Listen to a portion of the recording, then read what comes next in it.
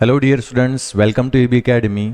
इस लेक्चर में हम क्लास 11th का फिजिक्स का सेकंड चैप्टर वेक्टर्स स्टार्ट कर रहे हैं। तो पिछले अपने 5 लेक्चर के अंदर यूनिट एंड मेजरमेंट इसका कंप्लीट सिलेबस और सारे पीवाईक्यू और वेरी इंपॉर्टेंट क्वेश्चन सॉल्व किए थे। तो आज के इस लेक्चर में अपन स्टार्ट कर रहे हैं वेक्टर्स। तो चलिए देख लेते हैं इस चैप्टर के अंदर हमको क्या क्या पढ़ना है। सबसे पहले अपन देखेंगे स्केलर और वेक्टर्स क्या होते हैं। वेक्टर को अगर आपको अच्छे से समझना है तो थोड़ा सा स्केलर के बारे में है ना इंफॉर्मेशन आपको होना। फिर हमारा सेकंड टॉपिक रहेगा है ना टाइप्स ऑफ वेक्टर्स, फिर vector addition, resolution of vector and vector product. तो ये पूरे चैप्टर का कंटेंट है। लेकिन आज के लेक्चर में अपन पार्ट 1 के अंदर ये 3 टॉपिक और उससे रिलेटेड सारे इंपॉर्टेंट क्वेश्चन सॉल्व करेंगे। ये चैप्टर फिजिक्स के अंदर as a mathematical tool use होता है ना। अगर आपको चैप्टर नंबर 3 और उसके बाद के सभी फिजिक्स के चैप्टर अगर नीट के लिए अच्छे से अगर कवर करना है ना, तो इसमें यूज होने वाला सारा मैथमेटिक्स वहां पे आएगा। इस चैप्टर के अंदर आने वाला जितना भी मैथमेटिक्स है वो सब वहां पर अपन यूज करेंगे। तो एज ए मैथमेटिकल टूल ये काम करेगा, वेरी इंपॉर्टेंट है ना। जब अपन इलेक्ट्रिक फील्ड के, मैग्नेटिक फील्ड के और काइनेमेटिक्स के अंदर मोशन वगैरह के चैप्टर जब सॉल्व करते हैं, उसके जब नीट के क्वेश्चन अपन सॉल्व करते हैं तो ये पूरा चैप्टर वहां पे काम में आता है ना। तो नीट में अक्सर इससे क्वेश्चन कम देखे गए, लेकिन इसको आप छोड़ नहीं सकते है ना। ये चैप्टर छोड़ने की वजह से आगे आपको बहुत सारे चैप्टर के अंदर परेशानी हो जाएंगी है ना।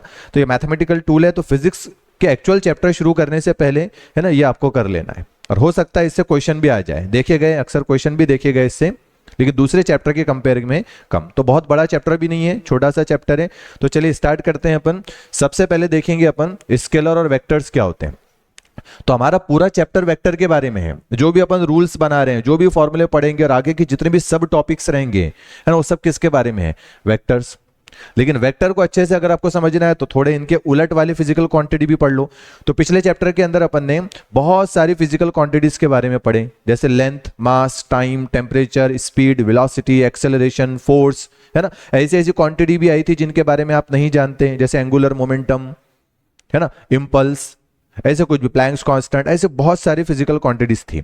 हमने पिछले चैप्टर के अंदर उसको 2 ग्रुप के अंदर डिवाइड करे थे, एक फंडामेंटल ग्रुप और एक था डिराइव्ड। ऐसा ही इस बार हम सारी फिजिकल क्वांटिटी को मिक्स कर देते हैं और फिर दोबारा उनको अलग करते हैं। इस बार उनको अलग करने की वजह कुछ अलग है ना। तो इस बार हम देखेंगे कुछ फिजिकल क्वांटिटीज को रखेंगे अपन किसमें? स्केलर्स में, और कुछ फिजिकल क्वांटिटी को रखेंगे किसमें? वेक्टर्स में। तो स्केलर्स भी फिजिकल क्वांटिटी है, वेक्टर्स भी फिजिकल क्वांटिटी है। लेकिन है ना, अभी आपको मैं यहाँ पे थ्योरी रख देता हूं, आपने पूरा समझ लेना है ना। इनके पहला पॉइंट, दोनों के अंदर पहला पॉइंट मैंने यहाँ पे रखा, अच्छे से समझ में आ जाएगा आपको, बाद में आपने पढ़ लेना। तो कुछ ऐसी फिजिकल क्वांटिटीज जिनके पास सिर्फ मैग्नीट्यूड होता है ना, जब भी हम उनको गिनते हैं तो उनकी सिर्फ वैल्यू हमारे हाथ में आती है ना। ये उनके पास सिर्फ मैग्नीट्यूड होता है, उनके पास डायरेक्शन नहीं होती है। उन सबको बोला जाता है क्या? स्केलर्स। और वो सारी फिजिकल क्वांटिटी जिनके पास मैग्नीट्यूड भी होता है और साथ में डायरेक्शन भी होती है, उनको बोला जाता है वेक्टर्स। तो हमारा चैप्टर किसके बारे में है? वेक्टर्स के बारे में है। ठीक है, अब इसकी एग्जाम्पल देख लेते हैं है ना। तो एग्जाम्पल से बातें समझ में आती, जैसे हमारे पास है मास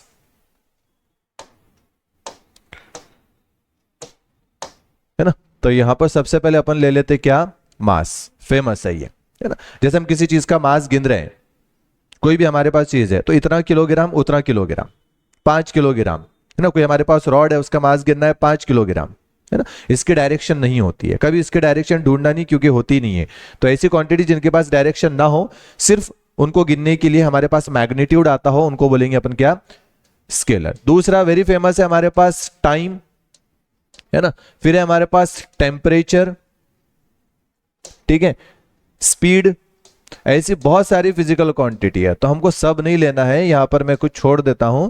जैसे जैसे हम आगे आगे चैप्टर के अंदर बढ़ते जाएंगे, नई नई जब भी हमको फिजिकल क्वांटिटी मिलेंगी, आपका काम है उसको पहचान लेना, या आपको बता दिया जाएगा वो स्केलर है या वेक्टर है। चलो इधर की एग्जांपल होंगे ऐसी क्वांटिटी जिनके पास मैग्नीट्यूड भी होगा, डायरेक्शन भी होगी। तो बहुत काम का वेक्टर हमारे पास आता है सबसे पहले क्या? फोर्स है ना। उसके बाद जब स्पीड के साथ डायरेक्शन आ जाती है तो हम उसको वेलोसिटी बोल देते हैं। जब ऑब्जेक्ट चल रहा है पर्टिकुलर स्पीड से और किधर चल रहा है ये भी पता हमको चल जाता है, तो स्पीड और डायरेक्शन दोनों को मिलाकर हम क्या बोल देते हैं? उसके पास वेलोसिटी है ना। तो वेलोसिटी भी क्या है? एक्सेलरेशन। अभी ये वजह नहीं बताऊंगा मैं आपको है ना, अभी यहां पर वजह नहीं होगा कि भी ये सर स्केलर क्यों है, वेक्टर क्यों है बस अभी कुछ एग्जांपल लेके हमको समझ लेना है ना। तो इधर से आ जाएगा अपना क्या, फोर्स, वेलोसिटी, एक्सेलरेशन। और भी बहुत सारी फिजिकल क्वांटिटी आ सकती है, छोड़ देते हैं इसको, ठीक है। तो क्या हो गया स्केलर्स? स्केलर्स वो फिजिकल क्वांटिटी जिनके पास सिर्फ क्या हो, मैग्नीट्यूड, नो डायरेक्शन। इनके पास मैग्नीट्यूड भी होगा, मतलब वैल्यू भी होंगी, और साथ में डायरेक्शन भी होंगे। सेकंड वेरी इंपॉर्टेंट पॉइंट है अपना कि जब भी स्केलर की बात आती है तो ये सिंपल एडिशन और सब्ट्रैक्शन को फॉलो करते हैं। क्या मतलब इसका, कि हमारे पास एक कंटेनर है ना, एक थैली है, उसके अंदर एक तरफ कुछ अनाज पड़ा हुआ है और दूसरी तरफ कुछ अनाज पड़ा हुआ है, और हमको पूछ रहा है कि पूरे कंटेनर के अंदर, पूरी थैली के अंदर कितना मास है ना। तो वो जो एक तरफ पड़ा हुआ है, फॉर एग्जाम्पल वो 5 किलोग्राम का है, और दूसरी तरफ जो पड़ा हुआ है वो 10 किलोग्राम का है, तो टोटल मास कितना हो गया उस कंटेनर के अंदर? 15 किलोग्राम। तो सिंपल एडिशन है ना, कोई सोचने की जरूरत नहीं है। लेकिन जब भी वेक्टर्स की बात आएंगी तो मान लेते हैं हमारे पास कोई एक डिब्बा है, जैसे यहां पर एक डिब्बा रखा हुआ है ना, और कोई इधर से एक फोर्स लगा रहा है उस पर कितना, 10 न्यूटन का, और कोई इधर से फोर्स लगा रहा है कितना, 5 न्यूटन का। अब बोलो डिब्बे पर कितना फोर्स लग रहा है ना। तो जब भी आपको पूरा पूरा वेक्टर निकालना है, रिजल्टेंट वेक्टर निकालना है सबको कंबाइन करके, तो आपको एक एक की डायरेक्शन पहले देखना पड़ेगा, है ना। अगर दोनों वेक्टर की डायरेक्शन सेम हो तो उनको ऐड कर दो, दोनों डायरेक्शन, ठीक है, दोनों की अगर डायरेक्शन अपोजिट है तो सब्ट्रैक्ट कर दो, दोनों की डायरेक्शन अगर डिफरेंट है, एक इधर लग रहा है एक इधर लग रहा है, तो आपको लॉज सिखाए जाएंगे कि बेटा ये लॉज यूज करो, अब उनका रिजल्टेंट निकालो। मतलब वेक्टर को सॉल्व करने के लिए स्पेशल लॉज है ना, तो वो लॉज आपको याद करना पड़ेगा। आगे आपको बताए जाएंगे कौन कौन से लॉज है। तो मतलब vector follows special laws for addition and subtraction. Direct आप ऐड नहीं कर सकते हैं, डायरेक्ट आप सब्ट्रैक्ट नहीं कर सकते हैं, डायरेक्ट आप मल्टीप्लाई नहीं कर सकते हैं, ठीक है। पहले आपको लॉज पढ़ाए जाएंगे कि बेटा उनकी पहले डायरेक्शन देखो, फिर उनको इस तरीके से ऐड करो तो आपको टोटल मिल जाएगा। तो ये कुछ स्पेशल लॉज को फॉलो करेंगे जो मैं आज आपको पढ़ाऊंगा, triangle law of vector addition and parallelogram law of vector addition, ठीक है। तो ये हो गया हमारे चैप्टर का इंट्रोडक्शन, ये हो गया स्केलर्स और ये है वेक्टर। अब जैसे जैसे हम आगे फिजिकल क्वांटिटी पढ़ते जाएंगे नए नए चैप्टर के अंदर, तो आपका काम है उनको पहचानना, यह आपको बताया जाएगा कि वो स्केलर है या वेक्टर है। तो हमको सारी फिजिकल क्वांटिटी के बारे में पता चल जाएगा, कौन स्केलर कौन वेक्टर्स, ठीक है। तो चलो ये हो गया अपना स्केलर और वेक्टर के बारे में। तो हमारा चैप्टर किस बारे में है? हमारा चैप्टर है वेक्टर्स के बारे में। तो चलिए स्टार्ट करते हैं अपन, रिप्रेजेंटेशन ऑफ वेक्टर। कोई भी फिजिकल क्वांटिटी को अगर आप वेक्टर बोल रहे हैं, जैसे कोई एक फिजिकल क्वांटिटी है ए नाम की और बोला जा रहा है ये वेक्टर है, तो इसकी पहचान है कि इसके ऊपर बार लगा दो, इसके ऊपर एक एरो लगा दो। इसका मतलब नहीं है कि उसके डायरेक्शन इधर ही है ना, इसका मतलब है कि भाई एरो है ना। ये ऐसी फिजिकल क्वांटिटी है जिसके पास डायरेक्शन है। जिस दिन हमको डायरेक्शन की जरूरत पड़ेगी, है ना, तो हम उसको एज ए वेक्टर मानकर यूज करेंगे, और डायरेक्शन की जरूरत नहीं पड़ेगी, सिंपल उसके मैग्नीट्यूड का काम है, तो हम उसको सॉल्व कर लेंगे, ठीक है। तो कोई भी वेक्टर को ए के ऊपर एक एरो, एक बार लगाया जाता है, ठीक है। और इसको रिप्रेजेंट कैसे करते हैं? क्या इस वेक्टर के पास डायरेक्शन है? हाँ है, तो हम इसके ऊपर एरो लगा रहे हैं। इसके पास मैग्नीट्यूड भी तो होगा, अरे वो फोर्स है तो 10 न्यूटन का तो होगा, 5 न्यूटन का तो होगा, ठीक है। तो ये इसके मैग्नीट्यूड को हम वहीं से उठा लेते ए, कि ए उसका क्या है, मैग्नीट्यूड है। और यहां पर एक यूनिट वेक्टर नाम का एक छोटा सा वेक्टर यूज किया जाता, स्मॉल वाला ए कैप, है ना, इसमें कैपिटल वाला ए कैप, जो आपको यूज करना है कर लो, ठीक है। या कुछ भी नया वाला आप यूज कर सकते हैं सिंबल वहां पर। मैंने यहां पर ए लिया, तो ये उस वेक्टर के मैग्नीट्यूड को बताएगा कि कितने न्यूटन का है, और बाजू में एक हम एस छोटा सा सिंबल यूज करते हैं और उसके ऊपर कैप लगाते हैं, और इसको क्या पढ़ते हैं, यूनिट वेक्टर। अभी मैं टाइप्स ऑफ वेक्टर जब पढ़ाऊंगा तो उसमें 5वें 6ठे नंबर पर very important vector unit vector आएगा, जिसको अपन डिटेल में पढ़ेंगे। लेकिन अभी के लिए आप समझ लो, ये जो मैग्नीट्यूड है उसके बाजू में जो वेक्टर होता है और उसके ऊपर ऐसा आपको जो दिखता है कैप, एक छोटा सा वेक्टर है, ठीक है। और इसकी वैल्यू होती है 1 हमेशा, और ये बस डायरेक्शन बताने का काम करेगा, है ना। कैसा? तो मान लेते हैं अपन एक एग्जाम्पल से चीजें समझ में आती है। मेरे पास है 10 न्यूटन का क्या, फोर्स। हालांकि न्यूटन को देखने से पता चल जा रहा कि फोर्स है, किधर है, अलोंग एक्स एक्सिस, ठीक है। अब देखो कितनी बड़ी इंफॉर्मेशन दिया हुआ है। सबसे पहले क्या है फिजिकल क्वांटिटी, तो फोर्स है ना। दूसरा कितना है, 10 है ना। वैसे न्यूटन को देखने से पता चल जा रहा था फोर्स है, कितना है, 10 है, किधर है, तो एक्स एक्सिस के अलोंग में है। इतनी बड़ी चीजों को हम सिंबल से बता सकते हैं। तो सबसे पहले इसको हम कैसा लिख देंगे, फोर्स है तो ऐसा लगा देंगे एफ बार, ठीक है ना। उसका वैल्यू कितना है, तो वैल्यू है कितनी, 10 किधर है, एक्स एक्सिस के अलॉन्ग में, तो यहां पे आप लगा दो क्या, एक्स कैप लगा दो, है ना, या फिर एफ एक्स कैप लगा दो। वरना आपको एक्स एक्सिस के लिए आगे चल के एक वेक्टर दिया जाएगा कि जब भी एक्स एक्सिस आएंगी, है ना, एक्स एक्सिस के अलॉन्ग में किसी भी वेक्टर की डायरेक्शन होगी तो आपको यूज करना पड़ेगा क्या, आई कैप। ये यूनिट वेक्टर में मैं आपको पूरे टाइप्स ऑफ यूनिट वेक्टर बता दूंगा, आई कैप, जे कैप, के कैप, ऐसा कुछ होता, ठीक है।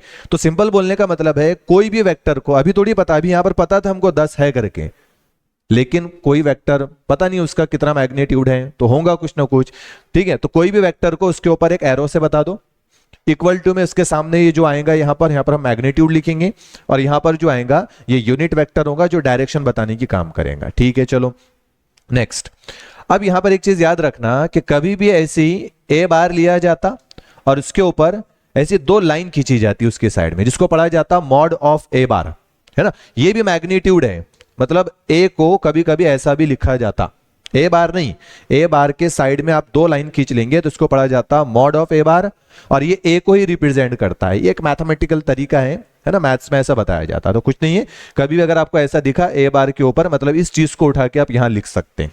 मैग्नीट्यूड 10 न्यूटन है, वेलोसिटी है तो 5 मीटर पर सेकेंड है, ऐसा ये बताएंगे, ठीक है। तो ये हो गया अपना रिप्रेजेंटेशन ऑफ वेक्टर के सिंबल में हम वेक्टर को कैसा बताते हैं। चलिए नेक्स्ट, अभी इसके बारे में आपको टेंशन नहीं लेना, ये भी मैं बता रहा हूं यूनिट वेक्टर क्या है और क्यों हम यहां बाजू में लिखते हैं, ये बस डायरेक्शन बताने का काम करेगा। चलो अब दूसरी चीज, अगर अपने पास फॉर एग्जांपल एक डिब्बा है और इस पर कोई लगा रहा है खींचकर 10 न्यूटन का फोर्स, ठीक है। बाद में बाजू में एक डिब्बा है और उस पर कोई लगा रहा है कितना, 5 न्यूटन का फोर्स। तो देखो 10 न्यूटन के फोर्स के एरो को मैंने बड़ा बताया और 5 न्यूटन के एरो को आप थोड़ा छोटा बताओ, बस ये एक तरीका रहेगा कि इस चैप्टर में जब भी एक ऑब्जेक्ट पर बहुत सारी फोर्सेस लगेंगी, ये बहुत सारे वेक्टर उससे रिलेटेड बताए जाएंगे, सबका मैग्नीट्यूड अलग अलग है, तो बार बार मैं ना वेक्टर को समझाने के लिए थोड़ी फोर्स की एग्जांपल ले लेता हूं। हालांकि वेलोसिटी के साथ भी वैसे होगा, जो रूल्स अपन एक वेक्टर के लिए बना रहे हैं वो सभी वेक्टर के लिए रहेगा, चाहे वो वेलोसिटी हो चाहे वो फोर्स हो, ठीक है, जो भी आगे आएगा धीरे धीरे अपन पता करेंगे, है ना।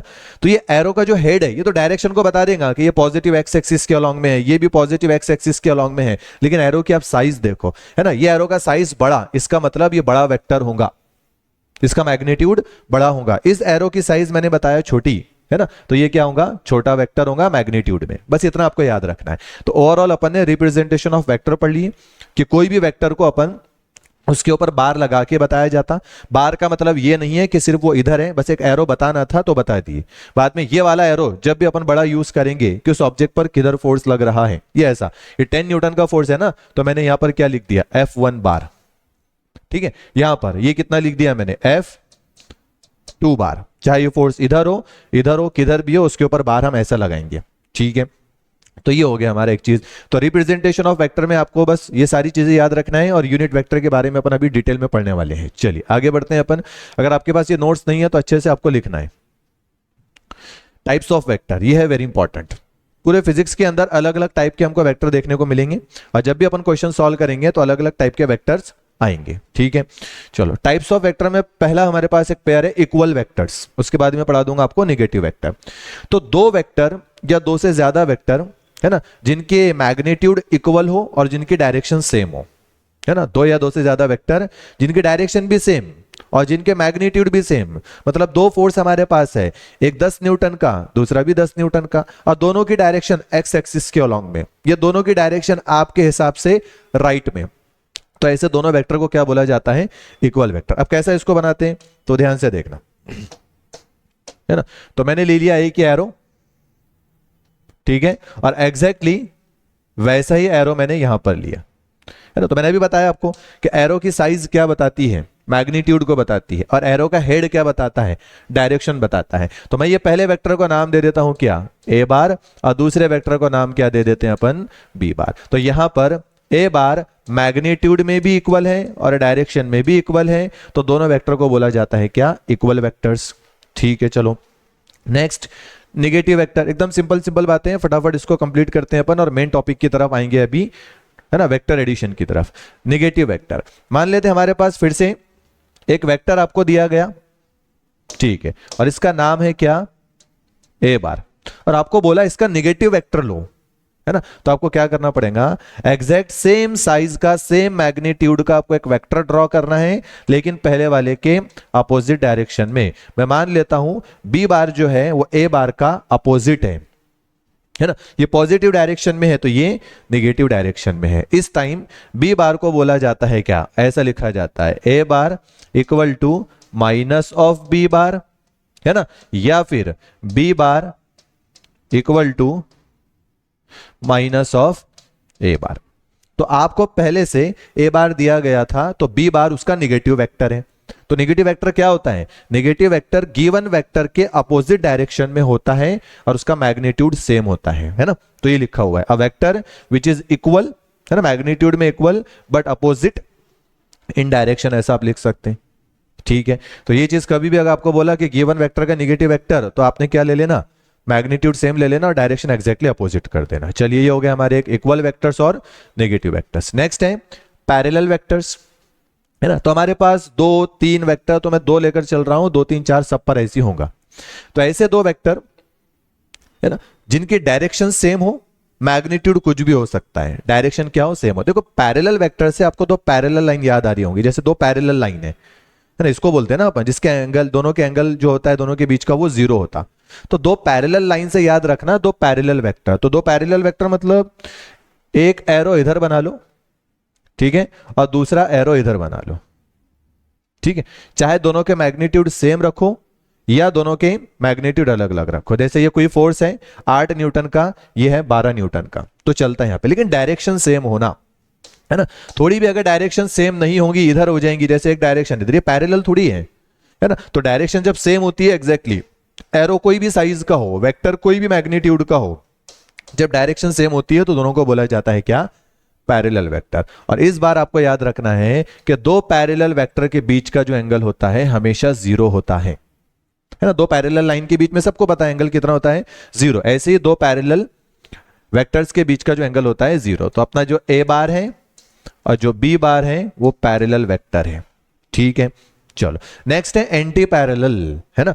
एंटी पैरेलल जो होगा, तो मैंने ए बार तो देखो एज इट इज ले लिया और बी बार को उसके अपोजिट में बता रहा हूं, बी बार को उसके एग्जैक्टली अपोजिट में बता रहा हूं। ये मेरा ए बार, ठीक है, और ये बी बार। तो चलो पैरेलल का उलट anti parallel, A as it is और बी को मैंने उठाया और अपोजिट डायरेक्शन में लेकर चला गया, ठीक है। तो ये दोनों को बोला जाता है एंटी पैरेलल। क्या सर इसके बीच का एंगल भी 0 होगा, नहीं, इसके बीच का जो एंगल होता है बहुत काम में आने वाला है, 180 डिग्री।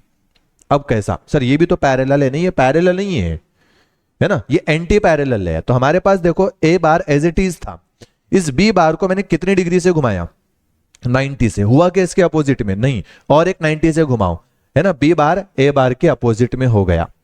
तो जब भी कोई पैरेलल वेक्टर हमको दिए जाते हैं, उसमें से किसी एक चीज को आप फिक्स रखते हैं और दूसरे वेक्टर को 180 डिग्री से घुमा देते हैं, तो उसके एंटी पैरेलल हो जाता है। तो यहां माना जाता है कि थीटा इक्वल टू 180 डिग्री। तो पैरेलल के बीच का एंगल बहुत काम में आएगा, कितना, 0, और एंटी पैरेलल के बीच का एंगल कितना, 180 डिग्री। चलिए अब बढ़ते हैं अपन नेक्स्ट पेयर की तरफ, कोप्लेनर वेक्टर, है ना। तो कोप्लेनर, इससे प्लेन याद आती है, एक ही प्लेन में रहने वाले सभी वेक्टर्स को बोला जाता है क्या, कोप्लेनर वेक्टर। जैसे मेरे पास ये एक अपना बोर्ड है जिस पर मैं लिख रहा हूं, हमको जरूरत पड़ती है कभी कोई भी चीज मिटाने की, तो मैंने एक डस्टर लिया, कभी इधर का मिटा रहा हूं, कभी जोर से इधर का मिटा रहा हूं, है ना, कभी इधर कभी इधर। तो अलग अलग डायरेक्शन में मैंने क्या लगाया, फोर्स लगाया, अलग अलग डायरेक्शन में अलग अलग मैग्नीट्यूड की मैंने क्या लगाया, फोर्स लगाया। लेकिन खास बात देखो, जितनी भी फोर्स लगाया था मैंने इसी प्लेन में लगाया, इधर इधर, ऐसा नहीं लगाया आपकी तरफ, है ना।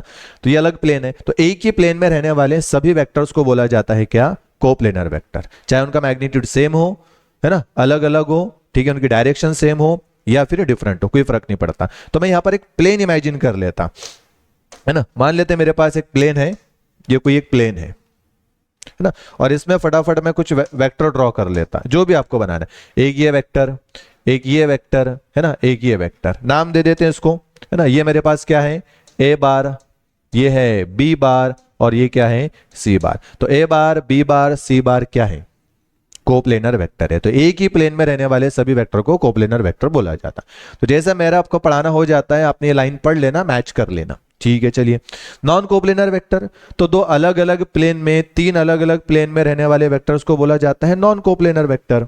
ठीक है ना, तो क्या है, कोप्लेनर वेक्टर समझ में आ गया, नॉन कोप्लेनर वेक्टर भी। तो नॉन कोप्लेनर वेक्टर के लिए मैं दो अलग अलग प्लेन बना लेता, मान लेते मेरे पास एक ये प्लेन है, ठीक है, और दूसरी इसके साइड में और एक प्लेन अपन बना लेते हैं, ये एक प्लेन है ना। जैसे दो दीवारें होती हैं, एक दीवार ये और दूसरी दीवार इस पे 90 डिग्री पर होती है, तो ये दीवार अलग प्लेन वाली है ना, ये दीवार अलग है। तो अगर मैं यहां पर कुछ फोर्सेस लगाता हूं, है ना, ये तो एक फोर्स मैंने लगाया इधर, इसको नाम दे देता हूं ए बार, और दूसरी इस प्लेन में लगाया, इसको नाम दे देते क्या, बी बार। इस बार ये दो अलग अलग प्लेन के वेक्टर्स हैं, इसलिए इनको बोला जाता है ना, एक प्लेन में नहीं रहने वाले, मतलब नॉन कोप्लेनर वेक्टर्स। चलिए ये भी हो गया, हो सकता है आगे जरूरत पड़ेगी, ऐसे कोई हार्ड नहीं है, रटना नहीं है अपने को, सिंपल देखना है। चलिए बढ़ते हैं आगे।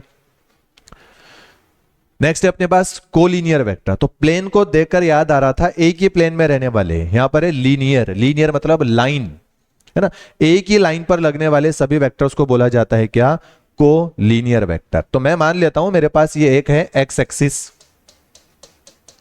है ना, कोई आ रहा है एक ऑब्जेक्ट को, ये ऑब्जेक्ट है, इसको इधर मूव कर रहा है फोर्स लगाकर। तो पहला जो हमने फोर्स लगाया वो किधर लगाए, एक्स एक्सिस के अलोंग में, नाम दिया मैंने इसको क्या, ए बार।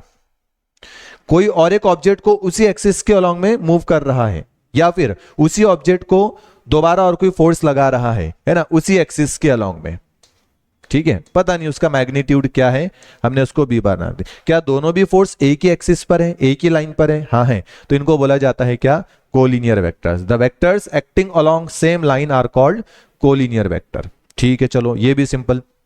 नेक्स्ट है हमारे पास जीरो वेक्टर, ऐसा वेक्टर जिसके पास जीरो मैग्नीट्यूड है। जब ये वेक्टर बोल रहे हैं अपन, है ना, तो वेक्टर जिन भी चीजों को बोला जाता है उसके बाद डायरेक्शन तो होगी ना, है ना। इस बार जीरो किस हिसाब से बोला जा रहा, तो जीरो उसका मैग्नीट्यूड होगा। तो ऐसा वेक्टर जिसका मैग्नीट्यूड क्या हो, जीरो हो, लेकिन उसके पास कुछ ना कुछ डायरेक्शन हो, है ना, चाहे वो आपको पता हो ना पता हो। ठीक है, तो जैसे अगर मैंने सोच के रखा कि मुझे इस डायरेक्शन में जाना है, लेकिन अभी नहीं गया, तो मेरा इस वेलोसिटी का वेक्टर कितना है, जीरो है, मेरे पास कुछ भी वेलोसिटी नहीं है, लेकिन डायरेक्शन में ओरिजिन पे खड़े रह के मैं चेक कर रहा हूं कि मुझे नेगेटिव एक्स एक्सिस की तरफ जाना है ना, तो डायरेक्शन तो है मेरे पास, लेकिन अभी मैग्नीट्यूड नहीं है, तो ऐसे वेक्टर को जीरो वेक्टर बोलते हैं। आप ऐसा भी मान सकते हैं कि अगर आपके पास दो वेक्टर है, मान लेते हैं आपके पास एक वेक्टर है ए बार, है ना, और दूसरा वेक्टर भी क्या है, ए बार, दोनों को हमने माइनस किया तो हमको क्या मिला, जीरो। ठीक है, तो ये भी वेक्टर दोनों को माइनस कर दो, अगर वो सेम है तो हमको आंसर में भी कोई ना कोई तो वेक्टर मिलेगा। तो इस बार क्या मिला हमको, जीरो, तो आप इसके ऊपर बार लगा दो, वेक्टर पढ़ रहे हैं इसलिए जीरो वेक्टर उसको बोल दिया जाता। तो ऐसा हमारे बहुत ज्यादा काम में आएगा नहीं, बस याद रखना जीरो वेक्टर क्या होता है। चलो नेक्स्ट, यूनिट वेक्टर। यह है अभी तक के वेक्टर का सबसे इंपॉर्टेंट पार्ट, है ना, आपको हर क्वेश्चन के अंदर, मैक्सिमम क्वेश्चन के अंदर ये यूनिट वेक्टर दिखेगा। चलिए अब क्या है, यूनिट से समझ में आ रहा, वन, यहां पे जो यूनिट है इसका मतलब है वन। तो ऐसा वेक्टर जिसके पास मैग्नीट्यूड कितना हो, वन हो, जैसे 1 न्यूटन, 1 मीटर पर सेकेंड, जो भी वेलोसिटी होगी, है ना, जो भी वेक्टर होगा, है ना, उसका अगर मैग्नीट्यूड 1 ले लेते हैं अपन, तो ऐसे वेक्टर को बोला जाता है क्या, यूनिट वेक्टर। अब कैसा निकालते हैं, तो अभी मैंने बताया था आपको, है ना, कि एक वेक्टर है ए बार, ये उसका क्या है, मैग्नीट्यूड है, और उसके बाजू में हम क्या लिखते हैं, एक वेक्टर लगाते हैं, इसी को बोला जाता है यूनिट वेक्टर। अभी थोड़ी देर के लिए मैं यहां से यूनिट वेक्टर का फॉर्मूला बना लेता हूं, तो ये अगर यूनिट वेक्टर को मैं बचा के रखता हूं तो ये अपॉन में जाएगा। ठीक है, तो ये बन गया अपना ए कैप बराबर ए बार डिवाइडेड बाय ए। ठीक है, तो कभी कभी है ना डेफिनेशन ये भी मिलती है बुक में, किसी भी वेक्टर को उसके मैग्नीट्यूड से डिवाइड करके जो हम वेक्टर निकालते हैं उसको बोला जाता है क्या, है ना, यूनिट वेक्टर। अब देखो ये वेक्टर है, इसके अंदर तो मैग्नीट्यूड छुपा हुआ है और साथ में डायरेक्शन भी है। जब हम इस वेक्टर को उसके मैग्नीट्यूड से डिवाइड कर देंगे तो मैग्नीट्यूड कैंसिल हो जाएगा, बचेगा क्या, सिर्फ डायरेक्शन। मतलब यूनिट वेक्टर सिर्फ डायरेक्शन बताने का काम करता है। अभी मैं आपको 3 टाइप के यूनिट वेक्टर बताने वाला हूं जो मैथमेटिशियन लोगों ने फिक्स करके हमको दे दिए। ठीक है, अब वो क्या आने वाले हैं, तो कभी कभी ये बताया जाएगा किसी भी वेक्टर को उसके मैग्नीट्यूड से डिवाइड करते हैं तो जो वेक्टर मिलता है इज कॉल्ड यूनिट वेक्टर, वरना ये वाली डेफिनेशन भी आप याद रख सकते हैं, ऐसा वेक्टर जिसका मैग्नीट्यूड क्या हो, 1 हो। चलो अब टाइप्स ऑफ यूनिट वेक्टर है हमारे पास, है ना, तो यूनिट वेक्टर की 3 टाइप हमारे पास है जो फेमस आपको याद रखना है। ठीक है, पहला है आई कैप, ठीक है, दूसरा है जे कैप और तीसरा है हमारे पास के कैप। स्मॉल वाले आई जे के लेना, उनके ऊपर कैप लगा देना। ठीक है, अब कैप लगाने का मतलब ये है कि भाई हमारे फिजिक्स में यूज होने वाला सबसे छोटा वेक्टर जिसका मैग्नीट्यूड क्या हो, सबसे कम हो, जीरो नहीं, जीरो तो कोई काम का नहीं है ना, काम का वेक्टर है जिसका मैग्नीट्यूड सबसे कम हो। तो नन्ना मुन्ना सा एक वेक्टर है, छोटा सा वेक्टर है, हमने उसके ऊपर टोपी पहनाकर उसको याद रख ली है ना। तो ऐसे याद रखना अपने आई कैप, जे कैप, के कैप। ठीक है, अब ये बनाए क्यों, ऐसे तीन टाइप में क्या खास बात है। ठीक है, तो सबको पता है x axis, y axis, z axis, ये तीन हमारी ज्योमेट्री के अंदर यूज होने वाली एक्सिस है। ऐसे हम राइट लेफ्ट अप डाउन नहीं बोलते हैं, हम हेल्प लेते हैं किधर चल रहा है, एक्स एक्सिस की डायरेक्शन में, उसके उलट तो नेगेटिव एक्स एक्सिस, ऐसे वाई नेगेटिव वाई। तो मान लेते हैं हमारे पास ये एक्स एक्सिस है, ये वाई एक्सिस है और ये जेड एक्सिस है। यहां पर कोई एक ऑब्जेक्ट रखा हुआ है ओरिजिन पर, सबसे पहले किसी ने इसको फोर्स लगाया एक्स एक्सिस के अलोंग में, तो कितना 10 न्यूटन का, तो इसको क्या लिखा जाता है 10 आई कैप, है ना, आगे लगा देंगे अपन क्या न्यूटन। मतलब 10 न्यूटन का फोर्स किधर लगा, एक्स एक्सिस के अलोंग में, तो इतनी बड़ी लाइन नहीं लिखना है, 10 आई कैप न्यूटन लिख देना है। आई कैप बता देता है क्या, डायरेक्शन किसकी, कोई भी वेक्टर की, किधर एक्स एक्सिस के अलोंग में। ऐसा ही जे कैप, कोई ऑब्जेक्ट को अगर इधर मूव कर रहा है कितने से, 5 न्यूटन के फोर्स से, तो 5, तो आपने यहां पर क्या लिख देना, किधर वाई एक्सिस के अलोंग में है ना, तो आपने यहां पर क्या लिख देना, जे कैप न्यूटन।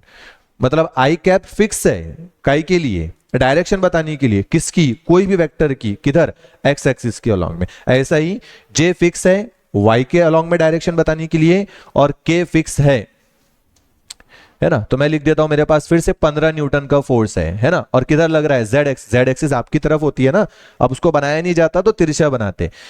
तो ये 5 क्या है 15 के कैप न्यूटन, है ना। तो आई कैप, जे कैप, के कैप, इनका मैग्नीट्यूड कितना होता है, 1 होता है। इनका काम सिर्फ क्या है, इनका काम है किसी भी मैग्नीट्यूड के बाजू में लग जाओ और उस मैग्नीट्यूड की डायरेक्शन बता दो। आई कैप आया तो आप दिमाग में फिट कर लेना, किसी भी वेक्टर की डायरेक्शन अगर एक्स के अलोंग में है तो उसके मैग्नीट्यूड के बाजू में आई कैप, वाई के अलोंग में है तो जे कैप, और जेड के अलोंग में है तो के कैप। इन तीनों वेक्टर को बोला जाता है क्या, ऑर्थोगोनल वेक्टर्स, है ना, orthogonal vectors, unit vectors, orthogonal. नाम याद रखना, इनको ऑर्थोगोनल एक्सिस बोलते हैं, इसलिए उन पे रहने वाले वेक्टर को क्या बोला जाता है ना, ऑर्थोगोनल यूनिट वेक्टर्स। चलिए, है ना, ये हो गया हमारा वेरी इंपॉर्टेंट। तो वेक्टर को जब हमको आई कैप, जे कैप, के कैप या एक्स एक्सिस, वाई एक्सिस और जेड एक्सिस के अलोंग में यूनिट वेक्टर पता ना हो, या पता ना हो किसी वेक्टर की डायरेक्शन किधर है, तो उस टाइम अपन बस ये यूज कर लेंगे, और बाद में कुछ रूल्स वगैरह लगाकर ज्योमेट्री अप्लाई करके, है ना, ये ए कैप एक्चुअल में किस डायरेक्शन में है पता कर लेंगे। जिस दिन हमको ये पता चल गया कि ये वेक्टर एक्स एक्सिस के अलोंग में है, तो यहां पर अपन आई कैप लगा देंगे, वाई के अलोंग में होगा तो जे कैप, वरना फिर के कैप लगा देंगे। तो ये है अपना यूनिट वेक्टर का यूज। ठीक है, तो यूनिट वेक्टर की डेफिनेशन, ऐसा वेक्टर जिसका मैग्नीट्यूड 1 हो, कैसा लाया जाता, किसी भी वेक्टर को उसके मैग्नीट्यूड से डिवाइड करके लाया जाता। तो बहुत इंपॉर्टेंट था, इसलिए मैंने यहां पर आपको बता दिया। चलो बढ़ते हैं आगे। नेक्स्ट है पोजीशन वेक्टर, है ना। सिंपल नाम से ही डेफिनेशन याद रह रही है। अभी तक क्या हुआ था अपना, equal vector, magnitude direction same, parallel vector सिर्फ direction same, angle 0, anti parallel vector direction exactly opposite, magnitude से कोई लेन देन नहीं है, सेम हो या डिफरेंट हो, एंगल कितना होता है 180 डिग्री होता है। ठीक है, कोप्लेनर वेक्टर, तो प्लेन से याद रह रहा है, एक ही प्लेन में रहने वाले, नॉन कोप्लेनर अलग अलग प्लेन में रहने वाले। ठीक है, को लीनियर, लीनियर मतलब लाइन, तो एक ही लाइन में रहने वाले। जीरो वेक्टर जिसका मैग्नीट्यूड क्या हो 0 हो। ऐसे ही पोजीशन से याद रखेंगे अपन, ऐसा वेक्टर जो मोशन में किसी भी पार्टिकल की पोजीशन को बताए ओरिजिन से, ऐसे वेक्टर को क्या बोलते हैं अपन, पोजीशन वेक्टर। सिंपल, कैसा, तो अपन ले लेते हैं reference axis, x axis, y axis और क्या जेड एक्सिस, है ना। बार बार इन एक्सिस की हेल्प लिया जाता, एक्स और वाई और ये क्या जेड।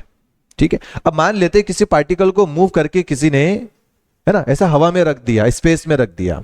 ठीक है, हमारे घर का अगर कोई कोना है तो वहां पर आपको 3, है ना, एक्सिस दिखेंगी, एक ऊपर की तरफ, एक आपकी तरफ आ रही होगी, एक राइट या लेफ्ट में होगी। तो ऐसा अभी कोना मान लो, है ना। और ऐसा रूम के अंदर बीच में कोई पॉइंट है, अब यहां पर तो अपन नहीं बना सकते ना हवा के अंदर, तो मैं यहां पर बना रहा हूं, और यहां पर लिखता हूं इस पॉइंट का नाम P है, इसके पास x कोऑर्डिनेट भी है, इसके पास y कोऑर्डिनेट भी है और इसके पास z कोऑर्डिनेट भी है। मतलब ये कुछ मीटर x के अलोंग में भी है, कुछ मीटर y के अलोंग में भी है, कुछ मीटर z के अलोंग में भी है, इसलिए ऐसा स्पेस में आ जाएगा।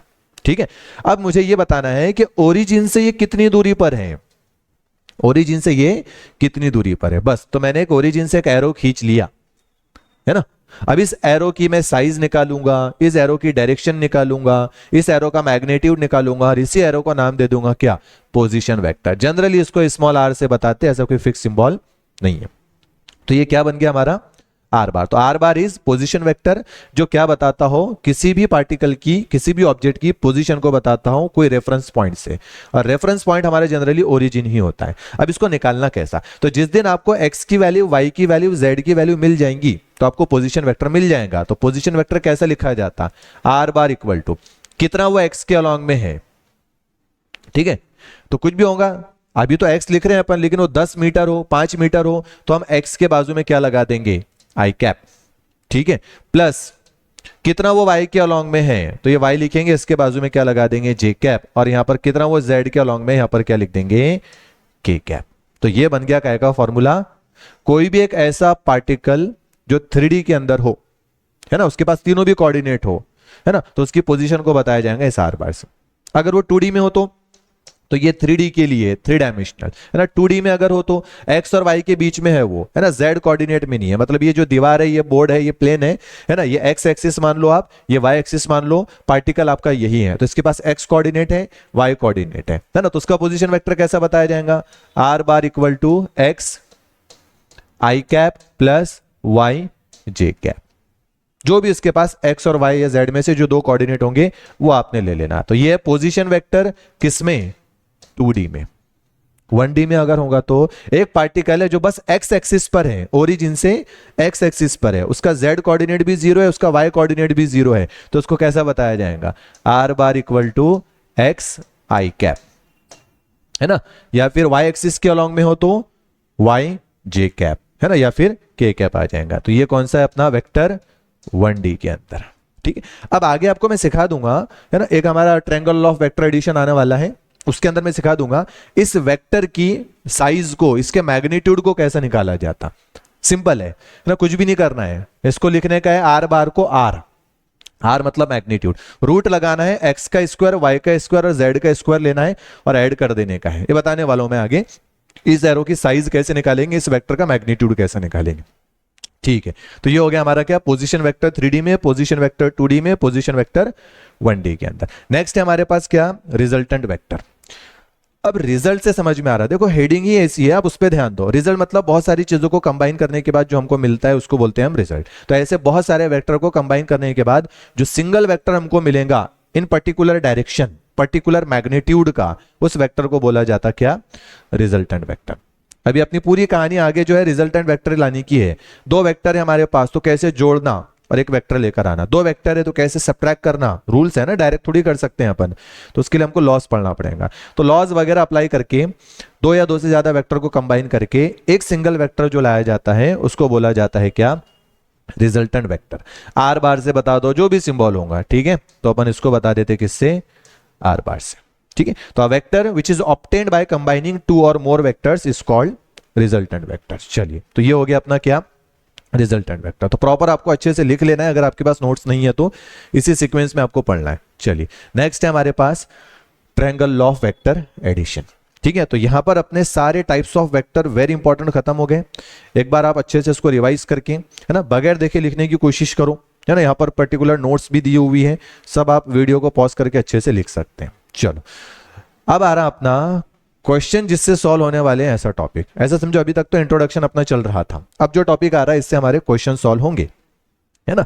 ये पहला वेरी इंपॉर्टेंट टॉपिक है, triangle of vector addition. Vector को ऐड करने के कुछ लॉज होते हैं। जैसे मैंने आपको बताया कि स्केलर हमको बोला, एक स्केलर है 5 किलोग्राम, दूसरा है 10 किलोग्राम, टोटल कितना, तो ऐड कर लो, कोई टेंशन वाली बात नहीं है। लेकिन हमारे पास है 5 न्यूटन का फोर्स, दूसरा है 10 न्यूटन का फोर्स, आपको बोला है नेट फोर्स निकालो, टोटल फोर्स निकालो, तो इनको आप डायरेक्ट ऐड नहीं कर सकते। ऐड कब करेंगे, जब डायरेक्शन सेम हो, एग्जैक्टली। सब्ट्रैक्ट कब करेंगे, जब डायरेक्शन अपोजिट हो, कोई भी वेक्टर, है ना, और डायरेक्शन डिफरेंट हो तो एक फोर्स इधर लग रहा और एक फोर्स इधर लग रहा है, दोनों के बीच में कुछ ना कुछ एंगल है 30 90, है ना। तो इस टाइम दोनों मिलके कितना फोर्स बना रहे हैं उस ऑब्जेक्ट पर, तो हमको लॉज लगाना पड़ेगा।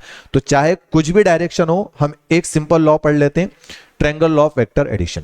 ये लॉ सिर्फ दो वेक्टर को ऐड करने का है ना। इस लॉ के हेल्प से अपन दो वेक्टर को ऐड कर सकते हैं। आगे भी एक लॉ आने वाला है, बस इसको डिटेल में आप पढ़ लो। तो क्या करने वाले हैं अपन, दो वेक्टर का एडिशन करने वाले हैं। किसकी हेल्प ले रहे हैं, एक ट्रायंगल की हेल्प ले रहे हैं, ट्रायंगल जैसा कुछ शेप आएगा। चलिए, ये तो थ्योरी वगैरह सब आपने बाद में पढ़ लेना, सब समझ में आ जाएगा आप। तो डायरेक्ट एग्जांपल से अपन कंसीडर करते हैं। मान लेते हैं कोई एक यहां पर एक ब्लॉक है ना, कोई एक ऑब्जेक्ट है जिस पर कोई इधर एक फोर्स लगा रहा है ना, इधर एक फोर्स लगा रहा है। इस फोर्स को मैं नाम दे देता हूं ए बार। जनरली अपन वेक्टर्स को इसके अंदर ए बार बी बार लेके चलते। अब वेलोसिटी, फोर्स जो समझना है वो समझो। और कोई उसको इधर भी खींच रहा है, ऐसे दो दो वेक्टर इस पर लग रहे हैं, दो दो फोर्स लग रहे हैं। मैं ये वाली फोर्स को नाम दे देता बी, ठीक है। अब देखो, इन दोनों के बीच में हमको एंगल निकालने का है। जब भी ऐसे दो वेक्टर दिए जाएंगे तो दोनों के बीच का अगर आपको एंगल निकालना है, तो ये जहां से भी शुरू हो रहा है इसको आप बैकवर्ड एक्सटेंड करो, है ना, इसको भी बैकवर्ड एक्सटेंड करो। जहां पर कट कर रहे हैं, ठीक है, वहां पर एक एंगल बना लो। ये एंगल है दोनों के बीच का थीटा।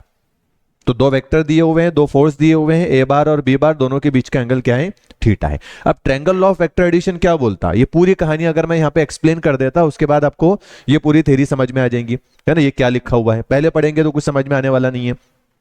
तो दो वेक्टर दिए हुए हैं, दोनों का हमको रिजल्टेंट निकालना है।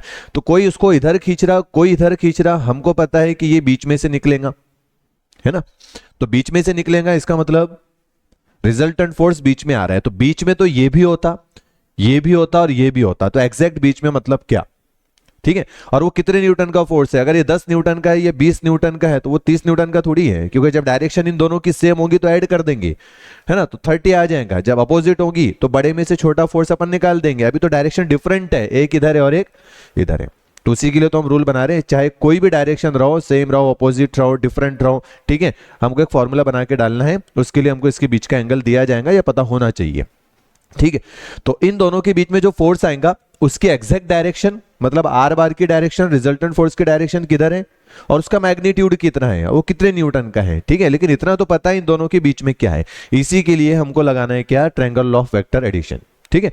अब triangle law of vector addition क्या बोलता है कि ये जो दो आपको वेक्टर दिए हुए हैं, ठीक है, ये दो वेक्टर एज इट इज उठाओ और हम जैसा बोल रहे हैं वैसा लगाओ और ट्रायंगल की दो साइड बनाओ। तो सबसे पहले मैं ये वाले ए बार वेक्टर को, है ना, जितना है और जिधर है एज इट इज उठाता हूं और यहां पे लगाता, ठीक है। तो जितना है और जिधर है, तो मेरा ए बार कुछ इस तरीके से दिया हुआ है, ठीक है।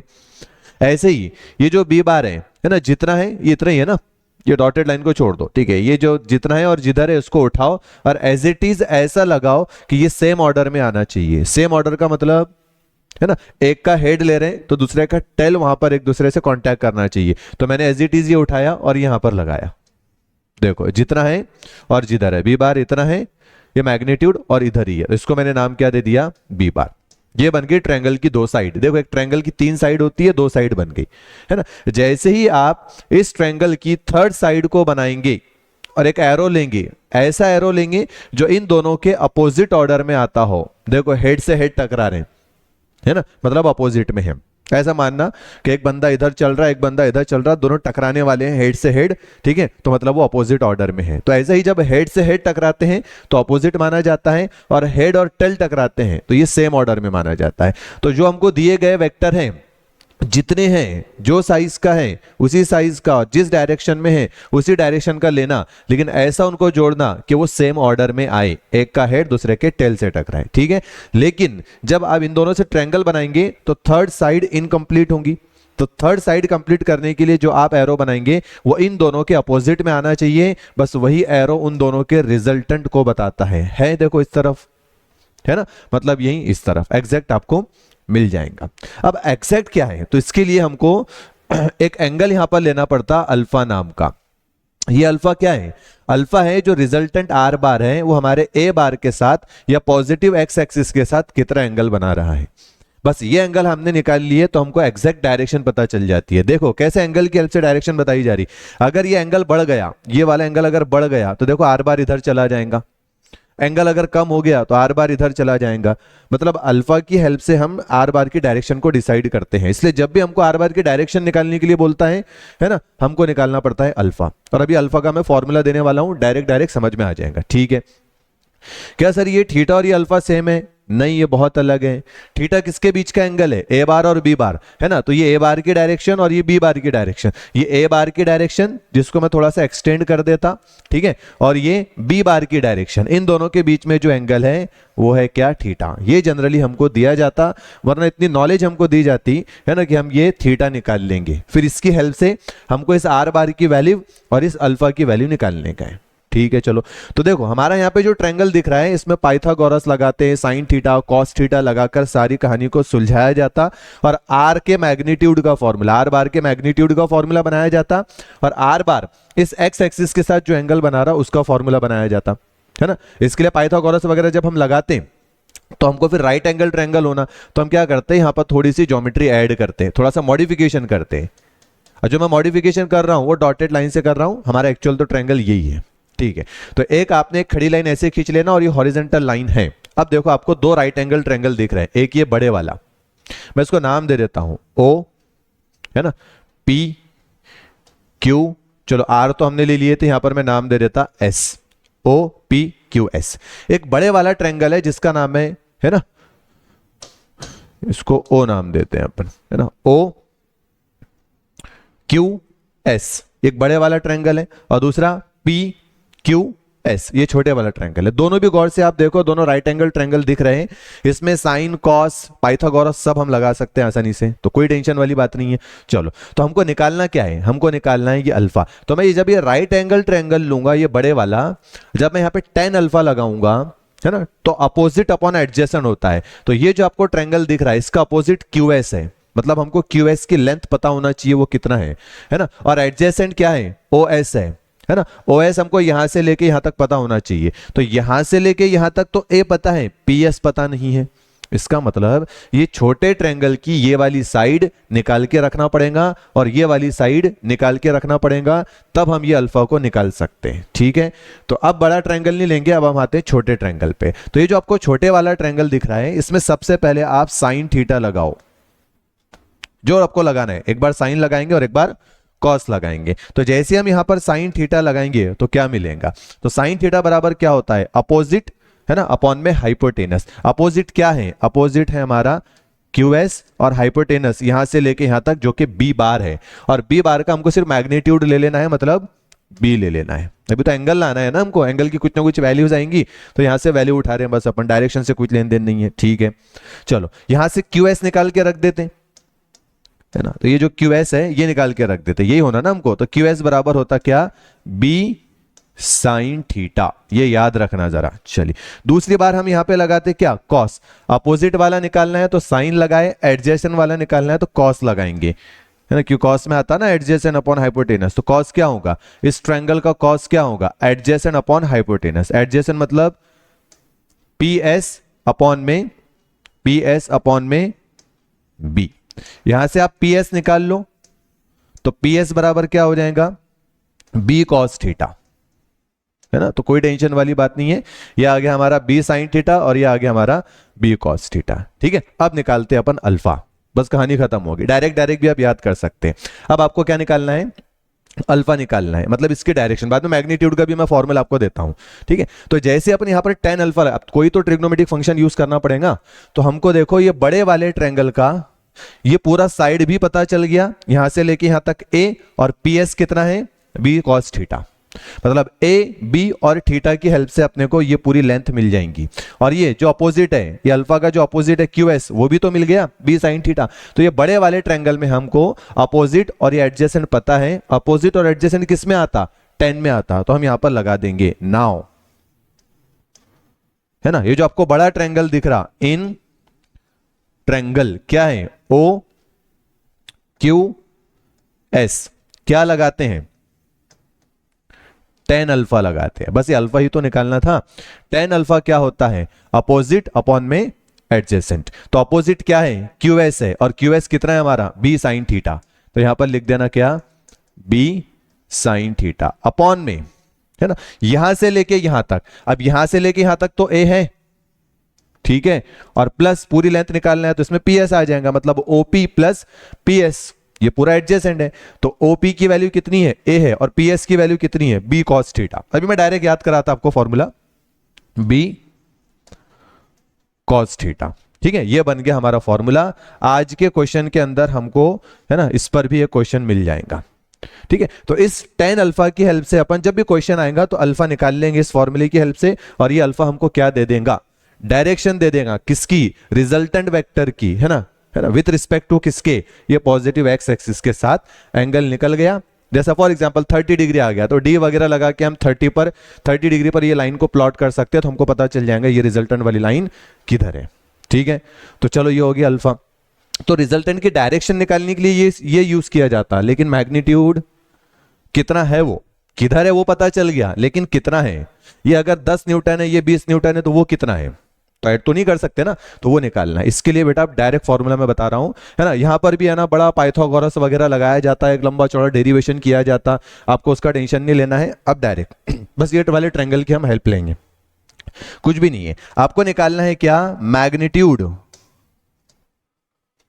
है ना, मैग्नीट्यूड ऑफ आर बार, ठीक है, और मैग्नीट्यूड ऑफ आर बार को ही हम क्या बोलते हैं, आर बोलते हैं या मॉड ऑफ आर बार बोलते हैं। तो हमने आर निकाली, इसके लिए कुछ भी नहीं करना है आपको, सबसे पहले एक अंडर रूट लेना है, आपको ए दिया हुआ है, आपको बी दिया हुआ है, और ए और बी के बीच का एंगल दिया हुआ है। देखो इसके अंदर ए भी है, बी भी है, और दोनों के बीच का एंगल थीटा भी है, बस इसकी हेल्प से अल्फा निकलेगा, ए और बी और थीटा की हेल्प से आर भी निकल जाएगा कितने न्यूटन का है। तो ये डायरेक्ट फॉर्मूला था, इसके पीछे डेरिवेशन लेकिन आपको जरूरत नहीं है, ठीक है।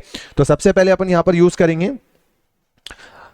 ए, तो आपने सबसे पहले लेना, बहुत ही यूजफुल फॉर्मूला है, बहुत यूज होने वाला है ये तो आपको याद होना ही है ना। तो ए का स्क्वायर लेना, जो पहला वेक्टर है इसके मैग्नीट्यूड का स्क्वायर, प्लस जो दूसरा वेक्टर है उसके मैग्नीट्यूड का स्क्वायर, अरे होगा ना ये 10, तो 10 का स्क्वायर ले लेंगे, होगा 20 तो 20 का स्क्वायर ले लेंगे। सर ये डायरेक्ट फॉर्मूला कहां से आया, तो मैं आपको बार बार बोल रहा हूं डेरिवेशन था, है ना, आप सिर्फ डायरेक्ट याद रखो, ठीक है। चलो फिर प्लस में 2ab, देखो a plus b whole square, अगर किसी को पता होगा a plus b whole square, a square plus में 2ab प्लस बी स्क्वायर, वो ये फॉर्मूला दिख रहा, ठीक है। बस देखो थोड़ा सा चेंज है, ए स्क्वायर प्लस में बी स्क्वायर प्लस में 2ab, आपने लेना क्या, कॉस थीटा, है ना। ए और बी के बीच में कौन सा एंगल है, थीटा है, थीटा अकेला तो नहीं आता है, वो ट्रिग्नोमेट्रिक फंक्शन के साथ आता है, जब हम डेरिवेशन करते हैं तो कॉस थीटा आता, और आखिरी में हमको ये वाला फॉर्मूला मिलता, जिसकी हेल्प से अपन क्या निकाल लेते हैं, आर। देखो इसमें वही है, ए है, बी है, और दोनों के बीच का एंगल है। जिस दिन आपको बोलेगा ए और बी को माइनस करो, तो बस आपने यहां पर माइनस ले लेना, मतलब ए हमारा क्या है, पॉजिटिव है, और बी क्या है, नेगेटिव वेक्टर है ना, ए पॉजिटिव है और बी नेगेटिव है। तो जब हम ए का स्क्वायर लेंगे तो ए स्क्वायर आएगा, जब बी का स्क्वायर लेंगे तो वो नेगेटिव का भी स्क्वायर हो जाएगा, इसलिए यहां पर पॉजिटिव रहेगा, ठीक है। लेकिन जब यहां पर अपन ए लेंगे पॉजिटिव का और बी लेंगे नेगेटिव का, तो वो माइनस साइन यहां पर आ जाएंगी। तो सिंपल सी बात है, जब आपको ए माइनस बी निकालने के लिए बोला, ठीक है, तो क्या आएगा, यहां प्लस आएगा, सॉरी ए प्लस बी बोला तो यहां प्लस आएगा, ए माइनस बी बोला तो यहां माइनस आएगा, सिंपल सी बात है, ठीक है। तो अभी अपन एडिशन ऑफ वेक्टर पढ़ रहे हैं, तो मैंने एडिशन का फॉर्मूला आपको बना के दे दिया है। चलिए ये हो गया अपना वेरी इंपॉर्टेंट, इसको इग्नोर नहीं कर सकते बेटा आप, है ना, ये वाला फॉर्मूला बहुत यूज होगा। चलिए तो मैंने क्या क्या बता दिया आपको, triangle law of vector addition की हेल्प से दो वेक्टर का रिजल्टेंट का मैग्नीट्यूड और उन्हीं दो वेक्टर के रिजल्टेंट की एक्स एक्सिस के साथ, पॉजिटिव एक्स एक्सिस के साथ डायरेक्शन का फॉर्मूला, ठीक है। ये दो चीजें हो गई। अब सेम चीज है ना, आपको और एक लॉ बनाया गया, parallelogram law of vector addition. अब इसको हम ज्यादा डिटेल में नहीं पढ़ेंगे, अभी जो किए, जो निकाले अपन ने, दो वेक्टर का रिजल्टेंट और उसकी डायरेक्शन बताने के लिए एक एंगल, सेम चीज अपन निकाल सकते हैं किसकी हेल्प से, पैरेललोग्राम। पैरेललोग्राम मतलब वो 4 साइड वाला, ट्रायंगल क्या था 3 साइड वाला, है ना। तो फिर से आपने थ्योरी पढ़ लेना बेटा, ये है ना, सब आपको समझ में आ जाएंगे। जैसे अभी मैंने आपको ये बताया था, if two vectors of same type, ये फोर्स है तो ये भी फोर्स है ना, same type, are represented by 2 sides of triangle, तो दो ट्रायंगल की साइड से हमने बता दी है ना, टेकन इन सेम ऑर्डर, कैसे लेना पड़ता है उनको, सेम ऑर्डर में। तो उन दोनों का जो रिजल्टेंट होता है ना, उसको ट्रायंगल की थर्ड साइड से हम बता देते हैं, लेकिन कैसा लेते हैं, अपोजिट ऑर्डर में। कभी अगर ये लिखने का मौका है ना तो ऐसा आप लिख सकते हैं। चलो, तो parallelogram law of vector addition क्या बोलता है, तो पैरेललोग्राम लॉ से आपको याद आना चाहिए 4 साइड वाला, वही है। फिर से मैं वही लेता हूं ऑब्जेक्ट, ये थ्योरी वगैरह सब आपने बाद में पढ़ना, ठीक है। तो मेरे पास वही है, फिर से ऑब्जेक्ट, इस पर कोई इधर एक वेक्टर लगा रहा है, फोर्स लगा रहा है ए बार, और इधर एक वेक्टर लगा रहा है जिसका है नाम बी बार। दोनों के बीच का एंगल कितना है? थीटा है। वही एग्जांपल है, बस तरीका थोड़ा सा अलग है, आपको जो अच्छा लगता है आपने वो यूज कर लेना। दोनों के tan अल्फा के फॉर्मूले भी सेम रहेंगे और tan बीटा के भी फॉर्मूले सेम रहेंगे। अब इसको जरा शॉर्टकट में अपन पढ़ते हैं। इस बार ट्रायंगल नहीं लेना है, पैरेललोग्राम लेना है। तो parallelogram law of vector addition क्या बोलता है? ये वेक्टर उठाओ, जिधर है जितना है वैसा बना लो। तो ये मैंने बना लिया, ठीक है। ये वेक्टर उठाओ और इसको भी सेम एंगल पर बनाओ, लेकिन दोनों भी सेम पॉइंट से शुरू होना चाहिए। वो सेम ऑर्डर में हुआ करते थे, वहां पर एक का हेड दूसरे का टेल होता था। Parallelogram law of vector addition क्या बोल रहा है? ये हमारा तरीका है, लेकिन हम जैसा बता रहे वैसा करो, वही मिलेगा जो ट्रायंगल लॉ में मिलेगा, ठीक है। तो दोनों को सेम से जितना है जिधर है, लेकिन स्टार्टिंग फ्रॉम सेम पॉइंट, ठीक है। तो ये पैरेललोग्राम की दो साइड बन गई। पैरेललोग्राम में चार साइड होती है, ठीक है। पैरेललोग्राम इसको बोलते हैं बेटा, ये पैरेललोग्राम है। तो देखो दो साइड बन गई, ठीक है। अब दो साइड कंप्लीट करने के लिए इसके पैरेलल में आप एक डॉटेड लाइन खींचो सेम साइज का, ठीक है। और इसके पैरेलल में सेम साइज के आप यहां पर एक डॉटेड लाइन खींचो। ये बन गया अपना क्या? पैरेललोग्राम, ठीक है। अभी जो पैरेललोग्राम आपका बना, ठीक है, इस पैरेललोग्राम का आप रिजल्टेंट डायगोनल ड्रॉ करो। क्या ड्रॉ करो? डायगोनल है ना, दो कोनों को जो लाइन मिलाती है वो डायगोनल है। तो डायगोनल, लेकिन वो भी कहां से शुरू होना चाहिए? वो भी वहीं से शुरू होना चाहिए जहां से ये दोनों शुरू हुए थे। तो आपको ये दो वेक्टर का रिजल्टेंट मिल जाएगा। देखो उधर ही आया, वो ट्रायंगल की थर्ड साइड इधर आई थी, ठीक है। पैरेललोग्राम का डायगोनल भी उधर आया, ठीक है। बाकी सारी कहानी सेम है। इन दोनों के बीच का एंगल क्या था? थीटा था। लेकिन ये जो रिजल्टेंट है, ये ए बार है, ये बी बार है और ये आर बार है। ये जो रिजल्टेंट है एक्स एक्सिस के साथ या ए बार के साथ जो एंगल बनाता है वो क्या है? अल्फा है। फिर आप यहां पर ऐसी खड़ी लाइन, यहां पर हॉरिजॉन्टल लाइन थीटा बनाकर वो सारी कहानी को अप्लाई करके आप फिर से वहां पर सेम चीजें बना सकते हैं। tan अल्फा इक्वल टू क्या था? बी साइन थीटा अपॉन में ए प्लस में बी कॉस थीटा, ठीक है। इतना याद रखना कि tan है तो tan सबको मालूम है, tan थीटा बराबर साइन थीटा अपॉन में कॉस थीटा होता है। ऐसा था ना कुछ, तो भी एंगल आपने पढ़े। यहाँ tan है लेकिन यहाँ अल्फा है, तो tan के सामने क्या रहेगा? साइन और कॉस। लेकिन अल्फा जब भी निकालेगा थीटा की हेल्प से निकाला जाएगा, ठीक है। तो ऐसा कुछ है। तो ऊपर साइन थीटा, नीचे कॉस थीटा। साइन थीटा के बाजू में भी बी, कॉस थीटा के बाजू में भी बी। लेकिन यहाँ पर ए नहीं है, यहाँ पर प्लस में ए है। बस ऐसा फॉर्मूला आपको याद रखना पड़ेगा, वही आता, कुछ अलग नहीं है, ठीक है। और आर का भी फॉर्मूला वही आता है बेटा। यहां से आर इक्वल टू क्या रहेगा? अंडर रूट, मैं आपको फिर से बोल रहा हूं ये मेथड अलग है, लेकिन वही चीज लाने का है जो हमने पहले लाए थे, अल्फा और R. A square plus B square plus में 2ab cos of angle between beta. अब जो आपको लेना है x y z, x y लो, पी क्यू लो, अपन ने ए बी लेकर ये कहानी समझे। चलो ये हो गया अपना parallelogram law of vector addition. तीन साइड वाले ट्रायंगल की हेल्प से भी अपन ये चीजों के फॉर्मूले बना सकते हैं, और चार साइड वाले शेप मतलब पैरेललोग्राम की हेल्प से भी अपन ये चीजों को एक्सप्लेन कर सकते हैं। चलिए सेम चीजें अब आपको पढ़ लेना है, कुछ नहीं है। If two vectors of same type, force है तो फोर्स, वेलोसिटी है तो वेलोसिटी सेम टाइप, है ना, are represented by two sides of parallelogram. Two sides of parallelogram वो सेम ऑर्डर में होता था, ये starting from same point, then their resultant is represented by diagonal of that parallelogram starting from same point, ठीक है। Theory वगैरह सब आपने पढ़ लेना। चलिए नेक्स्ट टॉपिक क्या है अपना?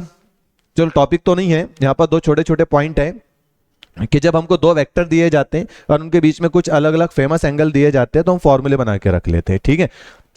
तो ये क्या बोल रहा है हमको topic? Resultant of two vector, मतलब वो आर अंडर रूट वाला फॉर्मूला अभी बताया, एट डिफरेंट एंगल। तो कुछ फेमस एंगल लेके अपन समझ लेते हैं।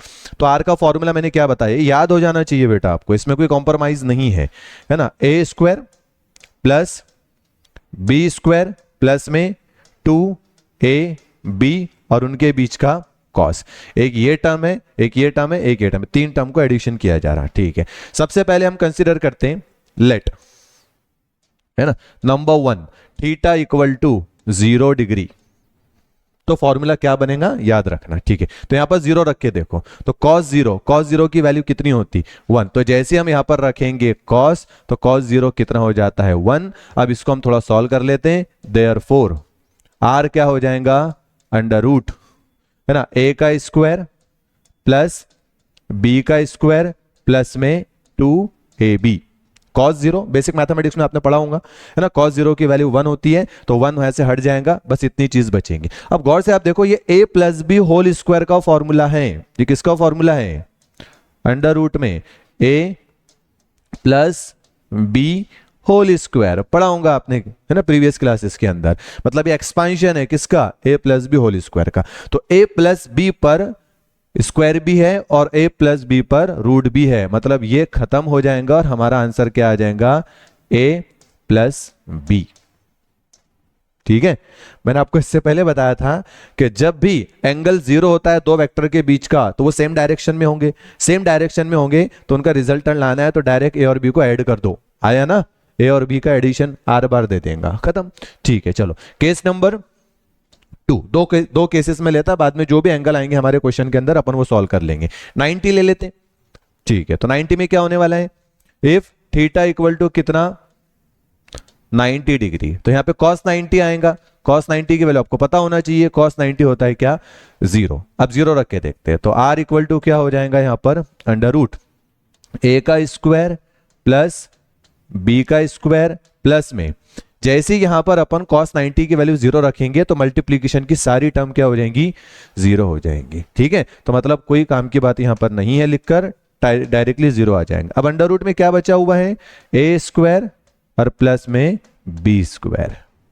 ठीक है, अब इसको सॉल्व नहीं करेंगे ना अपन, ये एज इट इज रहेगा, ये किसी का एक्सपांशन रिडक्शन नहीं है, इसको याद रखो आप, a square plus b square. ठीक है, चलो, तो यहां जिस दिन भी अपने को a की वैल्यू और b की वैल्यू देगा और उनके बीच के एंगल थीटा बोलेगा, आर बार निकालने के लिए बोलेगा, तो अपन ये डायरेक्ट फॉर्मूला लगा सकते हैं, वरना टाइम पे भी आप बना सकते हैं। ऐसे ही आप कभी 180 डिग्री ले लो, 180 डिग्री के अंदर यहां पर cos 180 डिग्री आ जाएगा। cos 180 -1 होता है। ठीक है, वो -1 जब इससे मल्टीप्लाई होगा तो इसको माइनस बना देगा, तो ये a minus b whole square का फॉर्मूला हो जाएगा। ठीक है, जब a minus b whole square का अपन स्क्वायर रूट हटाएंगे तो यहां पर a माइनस बी आ जाएगा। ऐसे अलग अलग एंगल पर अपन अलग अलग r को निकाल सकते हैं। इसका मतलब दो वेक्टर का रिजल्टेंट डायरेक्शन पर डिपेंड करेगा, दोनों के बीच के एंगल पर डिपेंड करेगा और दोनों वेक्टर के मैग्नीट्यूड पर भी डिपेंड करेगा।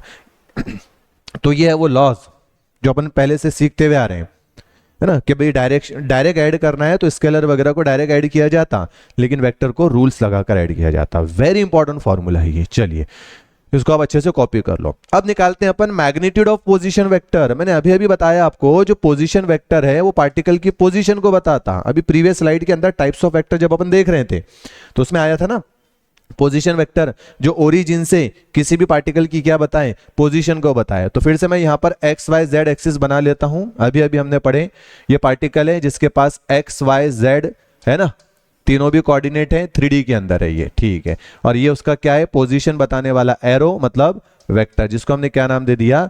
आर बार। ठीक है, अब आर की वैल्यू मैंने क्या बताया था आपको? एक्स आई कैप प्लस वाई जे कैप प्लस जेड के कैप, ऐसा था ना। ठीक है, तो ये था अपना पोजीशन वेक्टर। अब मैंने बोला था आपको कि पोजीशन वेक्टर का ये मैग्नीट्यूड, ये लेंथ हमको निकालना है। ठीक है, तो कैसे निकालेंगे? बस कुछ भी नहीं है, किसी भी वेक्टर की अगर आपको मैग्नीट्यूड निकालना है, जैसा मैंने बताया था, पहले वेक्टर के a का स्क्वायर, दूसरे वेक्टर के, है ना, जो b था उसका स्क्वायर, दोनों के बीच का एंगल। हमको पता है x और y के बीच में एंगल 90 रहता, y और z के बीच में एंगल 90 रहता, x और z, मतलब ये तीन में से कोई भी दो एक्सिस ले लो, उनके बीच का एंगल क्या रहेगा? 90। जब अब यहां पर अपन cos 90 रखेंगे तो cos 90 की वैल्यू क्या हो जाएगी? 0।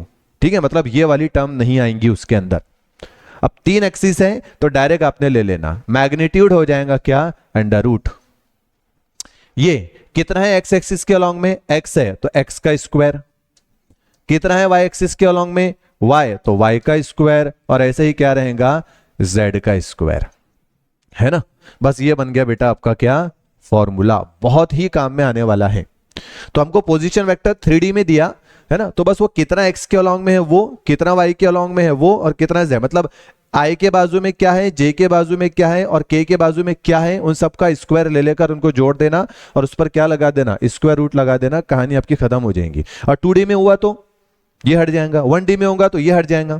ठीक है, रूट और स्क्वायर भी कैंसिल हो जाएगा। ठीक है, तो सिंपल है। इस तरीके से आप कोई भी आई कैप, जे कैप, के कैप जो दिया हुआ वेक्टर है उसका मैग्नीट्यूड निकाल लेंगे।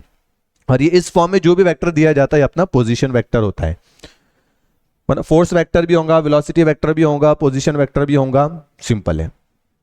चलिए नेक्स्ट है, ये अच्छे से आपको कॉपी करना है, बहुत काम की चीज है। शायद हमारे यहाँ पे टॉपिक खत्म हो रहा है, अभी तक जितना अपन ने पढ़े थे उस पर अपन फटाफट क्वेश्चन सॉल्व कर लेते हैं। तो आज का अपना वेरी इंपॉर्टेंट इंट्रोडक्शन और मेन टॉपिक आपका हो जाएगा, ठीक है। कोशिश करेंगे अपन इसको मैक्सिमम 3 पार्ट में या फिर 2 पार्ट में भी अगर ये चैप्टर हो जाता है तो इसको अपन कंप्लीट कर लेंगे। चलिए क्वेश्चन क्या है अपना, फाइंड द मैग्नीट्यूड ऑफ, चलो अभी अभी तो पढ़े अपन ने, वही क्वेश्चन आया, एक वेक्टर दिया हुआ है, इसका मैग्नीट्यूड निकालो। पता नहीं फोर्स वेक्टर है, पोजीशन वेक्टर है, आई कैप जे कैप की हेल्प से अपन कोई भी वेक्टर एक्सप्लेन कर सकते हैं। तो गिवन वेक्टर क्या है, मान लेते हैं गिवन वेक्टर हमारे पास क्या है, 3 आई कैप प्लस 2 जे कैप प्लस के कैप। वो बोलता, जो अब नाम तो सिंबल तो दिया नहीं ना आपको, जो लेना है वो ले लो, मैं इसको ए बार मान लेता हूं, ठीक है। ये मैंने मान लिया क्या, ए बार है ये। अब ए बार का मैग्नीट्यूड क्या होगा, ए होगा, ठीक है। अभी बताया मैंने आपको कैसे निकालना, आई के बाजू में जो है उसका स्क्वायर, 3 का स्क्वायर, इधर फिर 2 का स्क्वायर, और इधर क्या, के बाजू में कुछ नहीं है तो 1 है, 1 का स्क्वायर। अब ध्यान से देखना, चाहे ये आपको माइनस प्लस बीच में कुछ भी आ जाए, जब आप स्क्वायर लेंगे ना तो माइनस का स्क्वायर प्लस हो जाएगा। अपने को -2 आया अगर कभी यहां पे तो -2 का स्क्वायर, तो 2 का स्क्वायर तो हो रहा है, माइनस का स्क्वायर प्लस हो जाएगा। तो अपने को कोई मैग्नीट्यूड लेते टाइम देखने की जरूरत नहीं है, ठीक है, माइनस है या प्लस है। तो ये कितना हो गया अपना 9 हो गया, ये कितना हो गया 4 हो गया, और ये कितना हो गया 1 हो गया। अंडर रूट में कितना आंसर आ गया 14, 9 + 4 13 और +1, मतलब आंसर है हमारा डी, ठीक है। ऐसा क्वेश्चन है, एकदम सिंपल है। तो ऐसा क्वेश्चन डायरेक्ट नहीं आ जाएगा, लेकिन अब जो हम क्वेश्चन सॉल्व कर रहे हैं उसमें कभी भी अगर आई कैप जे कैप के कैप देकर हमको अगर उस वेक्टर का मैग्नीट्यूड पूछा तो आपने ऐसा निकालना, ये किसी क्वेश्चन का पार्ट बन के आ सकता है। चलिए बढ़ते हैं अगले क्वेश्चन की तरफ। एक एक क्वेश्चन अच्छे से कॉपी कर लो, सॉल्यूशन नोट कर लो, आप कॉपी कर लो, फिर अगले क्वेश्चन की तरफ बढ़ो। चलिए नेक्स्ट क्वेश्चन नंबर 2 है हमारा, the vector joining the points A, एक पॉइंट है जिसका x कोऑर्डिनेट 1 है, y कोऑर्डिनेट 1 है और z कोऑर्डिनेट -1 है, कोई फर्क नहीं पड़ता। दूसरा पॉइंट है b, है ना, जिसके भी हमको कोऑर्डिनेट दिए हुए हैं। तो बोलते a और b को मिलाने वाली जो लाइन है ना, a to b मिलाने वाला जो वेक्टर है वो लाइन है, वो क्या होगा इनमें से। सिंपल है, कुछ भी नहीं है। ये क्या है अपने पास x y z एक्सिस, एक पॉइंट यहां है, ठीक है, मान लेते हैं, है ना, कुछ जो भी दिया आपको प्रॉपर आपको प्लॉट नहीं करना है। और दूसरा पॉइंट यहां है, ये पॉइंट A है और ये पॉइंट B है। इसका कोऑर्डिनेट दिया हुआ है हमको क्या 1, 1, -1। सर -1 तो इधर आएगा, तो अभी हमको थोड़ी प्लॉट करना है रियल में, मैं बताता आपको शॉर्टकट तरीका, ठीक है। B 2 -3 और इधर क्या 4। तो इन दोनों को जो ज्वाइन करेंगी लाइन, बस इसका हमको वेक्टर निकालना है, क्या होगा। तो कुछ भी नहीं करना है, इसके जितने भी पॉइंट्स हैं उसमें से इसके पॉइंट माइनस कर दो, x में से x, है ना, y में से y और z में से z। अरे वो ऐसा रहता ना कि फॉर एग्जांपल हमारे पास भाई एक लाइन है और इसके ऊपर और एक लाइन है ना, यहां से लेके यहां तक हमको दिया हुआ है, यहां से लेके यहां तक हमको दिया हुआ है कितना 10 मीटर, ठीक है, और ये वाला भी हमको दिया हुआ है कितना 4 मीटर।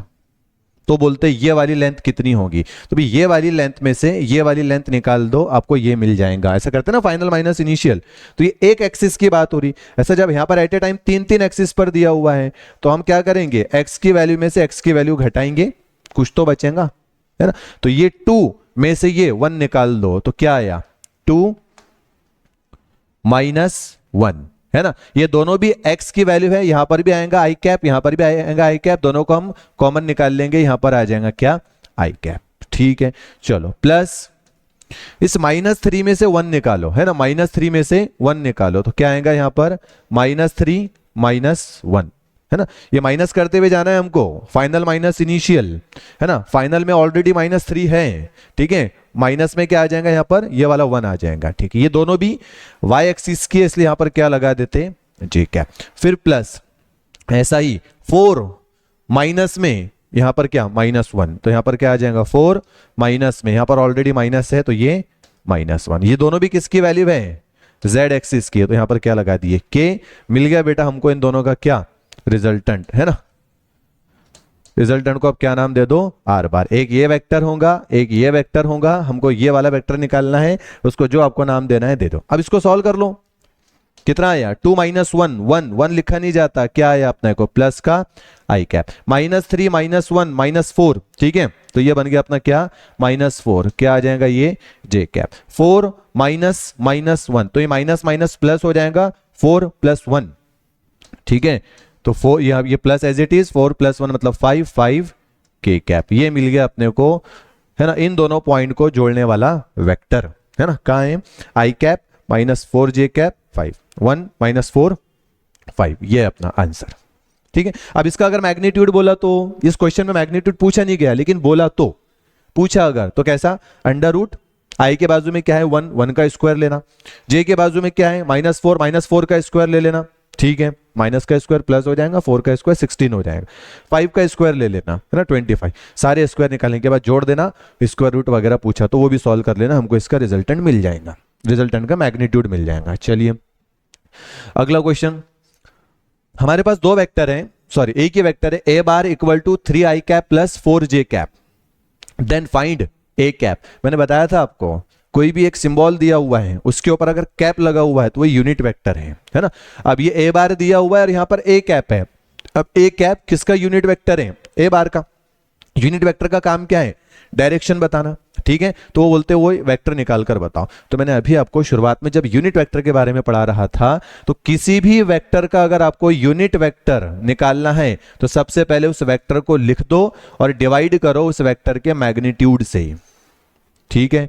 तो हमको दिया हुआ है ये वाला वेक्टर, वेक्टर कितना दिया हुआ है 3i cap, 1d 2d 3d काय में भी दे सकता है, और ये क्या है 4j कैप, अपॉन में इसका मैग्नीट्यूड, अरे अभी बताया ना मैंने मैग्नीट्यूड कैसे निकालते, किसी भी वेक्टर का रूट लेते हैं 3 का स्क्वायर, है ना, प्लस j के बाजू में क्या है उसका स्क्वायर, हो गया बेटा अपना आंसर आ गया, है ना, 3i कैप + 4j कैप, ठीक है, √ में क्या होगा 3 का स्क्वायर 9, 4 का स्क्वायर कितना हो जाएगा 16, मतलब यहां पर आ जाएगा आपका 9 + 16, आंसर कितना आ रहा 3i cap + 4j cap, upon में कितना √25, और √25 है क्या यहाँ सॉल्व है ना, तो 3i कैप और प्लस में 4j कैप अपॉन में 5, ये बन गया, क्या आ रहा है ये सब चल रहा अपना यूनिट वेक्टर। जब वेक्टर है तो i कैप j कैप तो आएंगे ना उसमें, तो कहां गया अपना 3i cap + 4j cap, 3i cap + 4j cap, ये हमारा, ठीक है, डी आंसर आ जाएगा, ए आंसर आ जाएगा, ठीक है। तो एकदम सिंपल है, किसी भी वेक्टर का अगर आपको यूनिट वेक्टर बनाना है तो उस वेक्टर को जो दिया गया है वो लिख लो और डिवाइड कर दो उसके मैग्नीट्यूड से, आंसर आ जाएगा अपना। चलिए बढ़ते हैं अगले क्वेश्चन की तरफ। चलो दो वेक्टर दिए हुए हैं, अभी जो अपने क्वेश्चन सॉल्व किए ना वैसा ही ये क्वेश्चन, ध्यान से एक ही क्वेश्चन को आपको देखना है। पहला वेक्टर है a बार दिया हुआ है कुछ, b बार दिया हुआ है कुछ, ये 2D में दिया हुआ है, ये 3D में दिया हुआ है, then find out unit vector along या ऑफ, जो भी बोल रहा है a बार + b बार। अभी अपन a बार का यूनिट वेक्टर निकाले थे, इस बार दो वेक्टर दिया, दोनों को जोड़ो, जो आएगा उसका यूनिट वेक्टर, तो पहले अपन जोड़ देते हैं, है ना, a bar + b bar, minus बोला तो माइनस कर लेना, है ना, प्लस बोला तो प्लस, i के अंदर i ऐड होगा, j के अंदर j ऐड होगा, और k है तो k के अंदर k ऐड होगा, तो अपन i के अंदर i मिला देते, 3i कैप + 1i कैप कितना हो गया 4i कैप, ठीक है, 4j कैप प्लस में 1j कैप कितना हो गया 5j कैप, यहां पर k नहीं है तो 0k कैप मान लो ना, तो 0k कैप, और ये कितना है 2k कैप, कितना आ रहा 2k कैप, तो ये बन गया अपना a बार + b बार।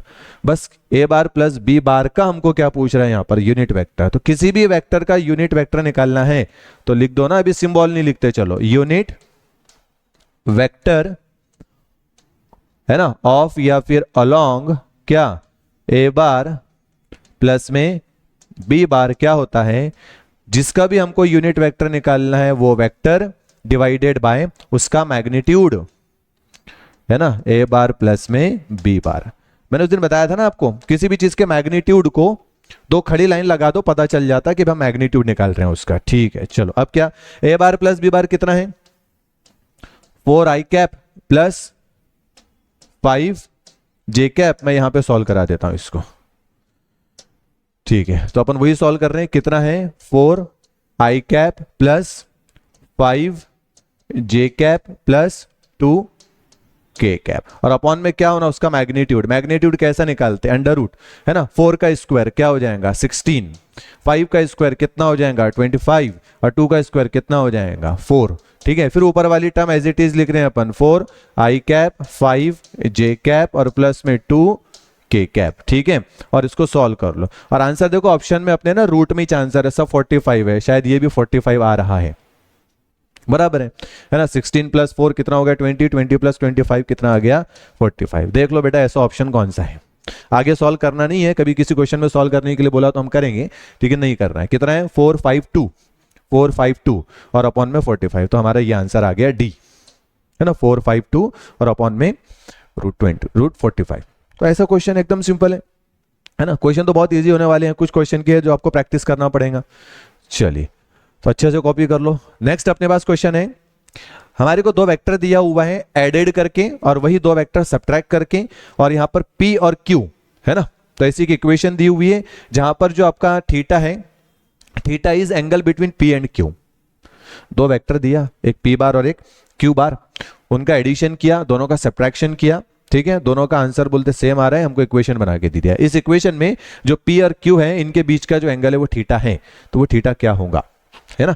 तो अभी मैंने बताया दो वेक्टर को आप जोड़ो, है ना, या दो वेक्टर को आप सब्ट्रैक्ट करो। फॉर्मूला क्या है, तो मैं यहां पर लिख देता हूं जो दिया, P bar plus Q bar equal to P bar minus Q बार।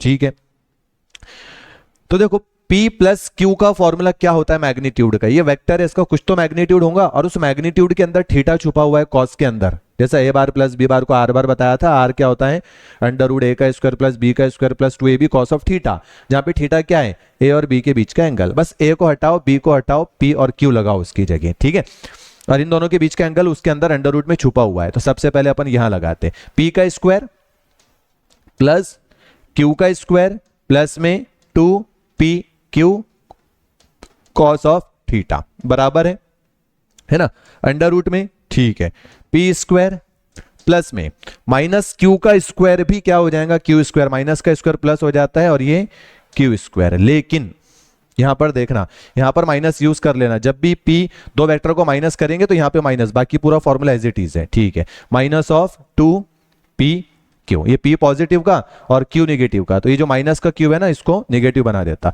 और फिर ये as it is cos of theta. ठीक है, P और Q के बीच का एंगल है। यहां से देखो स्क्वायर रूट और स्क्वायर रूट खत्म हो जाएंगे, इधर से P square plus Q square, P square plus Q square खत्म हो जाएगा। यहां पर क्या बचेगा 2PQ कॉस थीटा बराबर माइनस का 2PQ कॉस थीटा। माइनस का जब उधर जाएगा तो प्लस हो जाएगा 2PQ कॉस थीटा, और इधर से आ रहा 2PQ कॉस थीटा, ये हो जाएगा 4PQ कॉस थीटा। इधर कुछ भी नहीं बचा, मतलब जीरो बचा। ठीक है, ये कॉस थीटा को बचा के रखो, ये पूरी टर्म इसके अपॉन में जाएंगी, तो zero divided by anything is zero. यहां पर क्या बच रहा है कॉस थीटा, है ना, तो ये 4PQ इसके अपॉन में चला जाएगा, तो ये टर्म हो जाएंगी जीरो। अब ध्यान से देखो, है ना, हमको पता है कॉस 90 डिग्री जीरो होता है, इसका मतलब ये जो हमारा थीटा है ये 90 है, देयरफॉर, है ना, थीटा इक्वल टू कितना 90 डिग्री। जब भी ऐसी इक्वेशन दी जाएंगी आपको, अब यहां से याद कर लो, दो वेक्टर है ऐड करके दिया, वही दो वेक्टर है सब्ट्रैक्ट करके दिया, तो P और Q के बीच का एंगल जो होगा वही दो वेक्टर के बीच का एंगल हमेशा क्या होगा 90 डिग्री होगा। ये हमारा क्या है बी आंसर है। ठीक है, चलिए next question. Next question direct formula based है, अभी मैंने बताया था। The angle theta between direction of forces, तो दो फोर्स दिया हुआ है ए बार नाम का बी बार नाम का, और उनके बीच में थीटा एंगल है, और थीटा कितना है 90 डिग्री है। ए का मैग्नीट्यूड 8 डाइन है, डाइन है ना फोर्स की एसआई यूनिट है, ऐसा न्यूटन रही थी, हमको डाइन दिया। और बी कितना है 6 डाइन है, दोनों भी सेम टाइप में दिए हुए हैं। ए का मैग्नीट्यूड 8, बी का magnitude 6। If the resultant R bar makes an angle of alpha, वो जो resultant triangle of vector addition में पैरेललोग्राम में बताए थे अपन ने, जो आर था जो एक्स एक्सिस के साथ कितना एंगल बनाता था अल्फा, विथ ए बार के साथ वो एंगल होता है। Find the value of alpha. ठीक है, चलो, तो ए दिया हुआ है बी दिया हुआ है, तो मैंने बताया था आपको, वो हमने opposite upon hypotenuse tan alpha क्या होता है बी साइन थीटा अपॉन में बी कॉस थीटा, लेकिन इसके प्लस में क्या होता है, ए होता है। आज के लेक्चर में अपन ये फॉर्मूला पढ़े, ठीक है, और याद भी कराया मैंने, बी साइन थीटा अपॉन में बी कॉस थीटा, लेकिन बी कॉस थीटा के प्लस में ए। बस यहाँ पे मैग्नीट्यूड उठाना है क्योंकि अल्फा एक नंबर के फॉर्म में आएगा, तो यहां से हमको सिर्फ मैग्नीट्यूड निकालना है। चलिए बी कितना दिया हुआ है, ठीक है, ये हमारा है अल्फा, ठीक है, ये है ए। तो tan अल्फा बराबर बी कितना है, बी है 6, ठीक है, और यहां पर क्या आ जाएगा साइन 90 डिग्री, क्योंकि थीटा हमको दिया हुआ है 90 डिग्री, अपॉन में, ठीक है, ए कितना दिया हुआ है 8, तो 8 लिख दिए प्लस में, ठीक है, बी फिर से कितना है 6, और यहां पर क्या है cos 90, तो cos 90 की वैल्यू 0 होती है, sin 90 की वैल्यू कितनी होती है 1 होती है, ठीक है। ये तो सब बेसिक मैथमेटिक्स में आप लोगों को पता होगा। क्या चल रहा है, ये tan अल्फा चल रहा है, तो यहां पर क्या बचा अपना 6 डिवाइडेड बाय 8 प्लस में क्या 0, मतलब कितना आया 6 डिवाइडेड बाय 8। 6 डिवाइडेड बाय 8 सबसे छोटा रेशियो क्या आएगा 3/4, मतलब tan अल्फा की वैल्यू हमको क्या मिली है 3/4। ध्यान से देखना, tan क्या होता है ना, ये tan है ना, ये है फॉर एग्जांपल हमारा अल्फा, ये क्या था, ठीक है, ए था, और ये क्या था हमारा, इधर कुछ भी था, चलो उससे कुछ लेन देन नहीं। कभी भी फिजिक्स में ऐसा राइट एंगल ट्रायंगल दिख रहा है और ये वाली साइड छोटी है, ये वाली साइड बड़ी है, ये अगर 3 मीटर है और ये अगर 4 मीटर है, तो ये एंगल हमेशा जो होता है 37 डिग्री का होता है। ये 37 डिग्री वाला जो कॉन्सेप्ट है ना, ये बहुत बार काम में आता है, हमको सब याद नहीं करना है ना, नीट वालों को ये चीज दी जाएंगी, वरना कम से कम 37 वाला भी याद कर लो। कभी भी अगर अपोजिट में 3 और एडजेसेंट में 4 आया और यहां पर 10 दिखा, समझ जाना अल्फा यहां पर कितना है, यहां पर अल्फा कितना है 37 डिग्री, ये याद करना पड़ेगा आपको, ठीक है। चलिए इसके अलावा अगर कुछ भी क्वेश्चन आते हैं, कुछ अलग एंगल आते हैं, तो टाइम पर अपन देखेंगे कि इसके अलावा 3 के अपॉन में कुछ अलग आ गया, 3 की जगह कुछ अलग आ गया, 4 की जगह अलग आ गया, तो अल्फा वगैरह कैसे निकालना, वो टाइम पे अपन ऐसा कुछ देखेंगे, ठीक है। चलो तो ये हो गया हमारा आंसर, क्या बी 37। चलिए नेक्स्ट क्वेश्चन है, the vector sum of two forces P and Q is minimum. अब है ना क्वेश्चन P Q को लेकर चल रहा, अपन ए बी को लेकर समझे, तो बोलते P और Q का क्या लो, वेक्टर सम लो, वेक्टर के हिसाब से उनको ऐड करो, मतलब वो फॉर्मूला लगाओ अंडर रूट वाला, इज मिनिमम। तो P और Q का एडिशन करने के बाद उसकी वैल्यू मिनिमम है ना, एक एंगल थीटा पर होगी, तो उस थीटा की वैल्यू क्या होना चाहिए। 4 एंगल दिए हुए हैं, इसमें से कौन सा एंगल रखेंगे कि P प्लस Q के मैग्नीट्यूड का, मतलब रिजल्टेंट का आंसर क्या आएगा, सबसे कम आएगा। तो फॉर्मूला क्या है, तो ये हमारे पास P बार प्लस Q बार, इसका हम क्या निकाल रहे हैं मैग्नीट्यूड, जिसको हमने नाम क्या दिया R। फॉर्मूला क्या होता है P का स्क्वायर प्लस Q का square plus 2PQ and cos of theta. तो एंगल बोला तो अलग अलग एंगल रखो। सबसे पहले अगर अपन देखो π/4 रखेंगे, यहां पर π/4 रखेंगे, एकदम शॉर्टकट में समझा रहा हूं। π/4 मतलब 45, cos 45, तो cos 45 है ना, π/4 मतलब 45, cos 45 की वैल्यू होती है 1/√2। अगर आप यहां पे 1/√2 रखेंगे, Q की वैल्यू अगर दिया जाएगा तो वो रखेंगे, P की वैल्यू रखेंगे, तो यहां पर कुछ तो आंसर आएगा, वो आंसर प्लस ये जब सॉल्व करेंगे तो कुछ ना कुछ मिलेगा, है ना, थोड़ा दिमाग में रखो। चलो अब B रख के देखते हैं यहाँ पर, है ना, π/3, पाई मतलब 180, 180 को 3 से डिवाइड करो आप, तो कितना आ जाएगा 60। तो यहां पर कितना आता, तो ये पहले वाला क्या था π/4 है ना, दूसरे वाला क्या है अपने पास π/3, π/3 मतलब क्या होता है 60, तो cos 60 निकालते हैं, cos 60 होता है 1/2। यहां पर 1/2 रखेंगे, मल्टीप्लाई करेंगे, कुछ तो आंसर आएगा, ठीक है, सॉल्व करेंगे। तो पहले क्या था 1/√2 था, और अब कितना आया 2 आया, 1/2 आया। चलिए एक ये चीज अभी पहले निकाल के रखते हैं, बाद में बताता आपको कैसे सॉल्व करना, ठीक है। नेक्स्ट क्या है हमारा π/2 मतलब 90 डिग्री, तो यहां पर रखे हमने क्या cos 90 की वैल्यू क्या होती है 0। चलो नेक्स्ट क्या है पाई होता है क्या 180, ठीक है, तो cos क्या रखे अपन ने यहां पर cos 90, और यहां पर क्या है cos 180 की वैल्यू होती है बेटा -1। ये सब बेसिक मैथमेटिक्स में सिखाया जाता है, यहां नहीं सिखाया जाएगा आपको, ठीक है।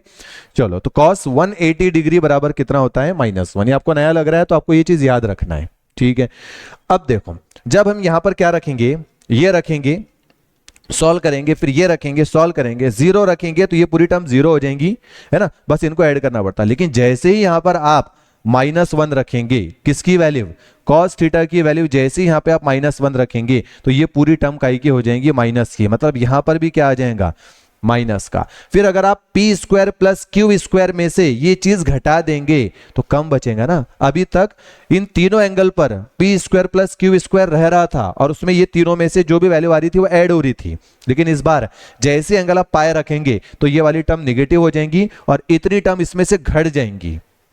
जब घट जाएंगी तो यहां पर कम बचेगा, मतलब आर बार की वैल्यू सबसे कम किस पर होती है, पाई पर होती है। यही पूछ रहा है कि दोनों का अगर हम सम करते हैं तो कौन सा ऐसा एंगल है इन चार में से, है ना, जिस पर उस सम की वैल्यू सबसे कम आती है, वो एंगल कितना है आपका, पाई है। तो आप ऐसा सॉल्व करके देख सकते हैं, ठीक है। तो यही तरीका है, इन चीजों को याद रखना पड़ता है बेटा, है ना, इसमें वेरिएशंस वगैरह नहीं आएंगे, ठीक है।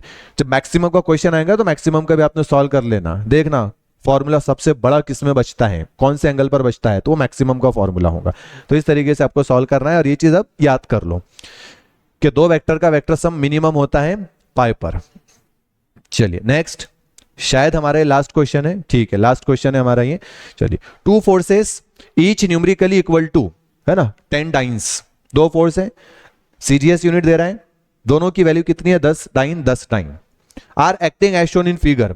तो एक ये पॉइंट है, एक ऑब्जेक्ट है, एक फोर्स 10 डाइन का इधर लग रहा है और दूसरा फोर्स इधर लग रहा है, और हमको एक अजीब सा एंगल दिया हुआ है 60 डिग्री, ठीक है। चलो, then find the resultant of these two vectors.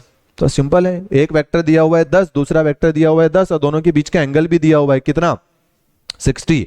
तो भी सॉल्व कर लेते ना हम, 10 का स्क्वायर अंडर रूट में प्लस 10 का स्क्वायर, है ना, फिर 2, वही फॉर्मूला। नहीं, थोड़ा ध्यान से देखो, अभी तक हम जो भी एक ये वेक्टर लेते थे, एक ये वेक्टर लेते थे, है ना, या फिर एक ये वेक्टर एक ये वेक्टर, ठीक है, जब इसको बैकवर्ड एक्सटेंड करते तो इनके टेल कहीं ना कहीं कट होते हैं, ये वाला एंगल लेते हैं हम। इसने देखो कैसा दिया, एक एरो इधर है, एक एरो इधर है, तो सबसे पहले आप ये जो दिख रहा है एरो, इसको इधर एक्सटेंड करो, डायरेक्शन वेक्टर के बीच में नहीं, उनकी डायरेक्शन के बीच के एंगल है ये, है ना, जो हम लेते हैं।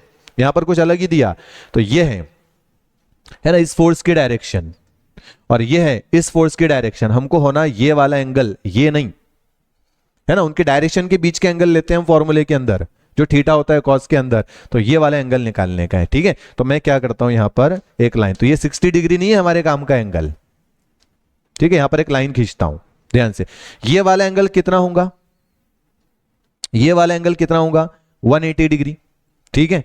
अब जब ये एंगल 60 है तो ये एंगल भी तो 60 होगा, देखो ये लाइन और ये लाइन ऐसे कट कर रही है, ये एंगल अगर 60 है तो ये एंगल भी कितना होगा, 60 डिग्री। हमको निकालना है ये थीटा,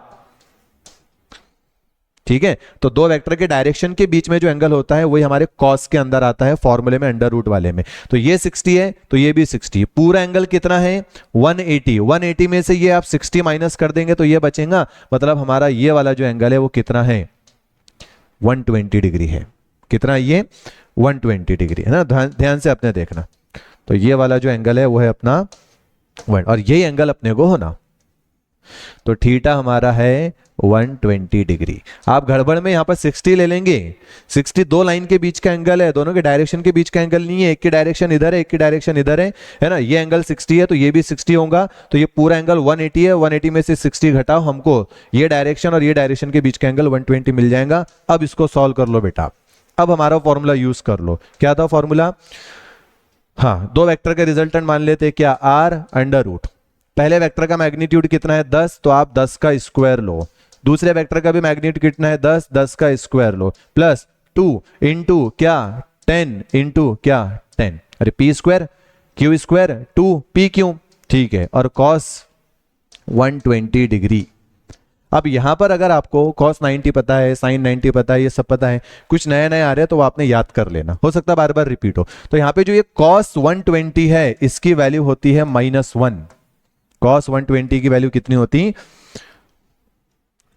सॉरी -1/2 होती है ना, -1/2, कॉस 120 की वैल्यू होती है -1/2, याद रखना। ये 10 का स्क्वायर 100 प्लस 10 का स्क्वायर 100 है ना। फिर क्या किया अपन ने, यहाँ पर रखे क्या 2, ये 10 इंटू 10 कितना हो गया 100, और यहाँ पर cos 120 की वैल्यू कितनी डाले माइनस का 1/2। तो ये 2 और ये 2 क्या हो जाएगा, कैंसल हो जाएगा, और ये माइनस यहाँ पर आ जाएगा। तो क्या आ रहा है अंडर रूट 10 का स्क्वायर जो 100 लिए थे, यहाँ पर भी क्या 100, ये माइनस इधर आ जा रहा, 2 कैंसल, और यहाँ पर एक 100 बच रहा है।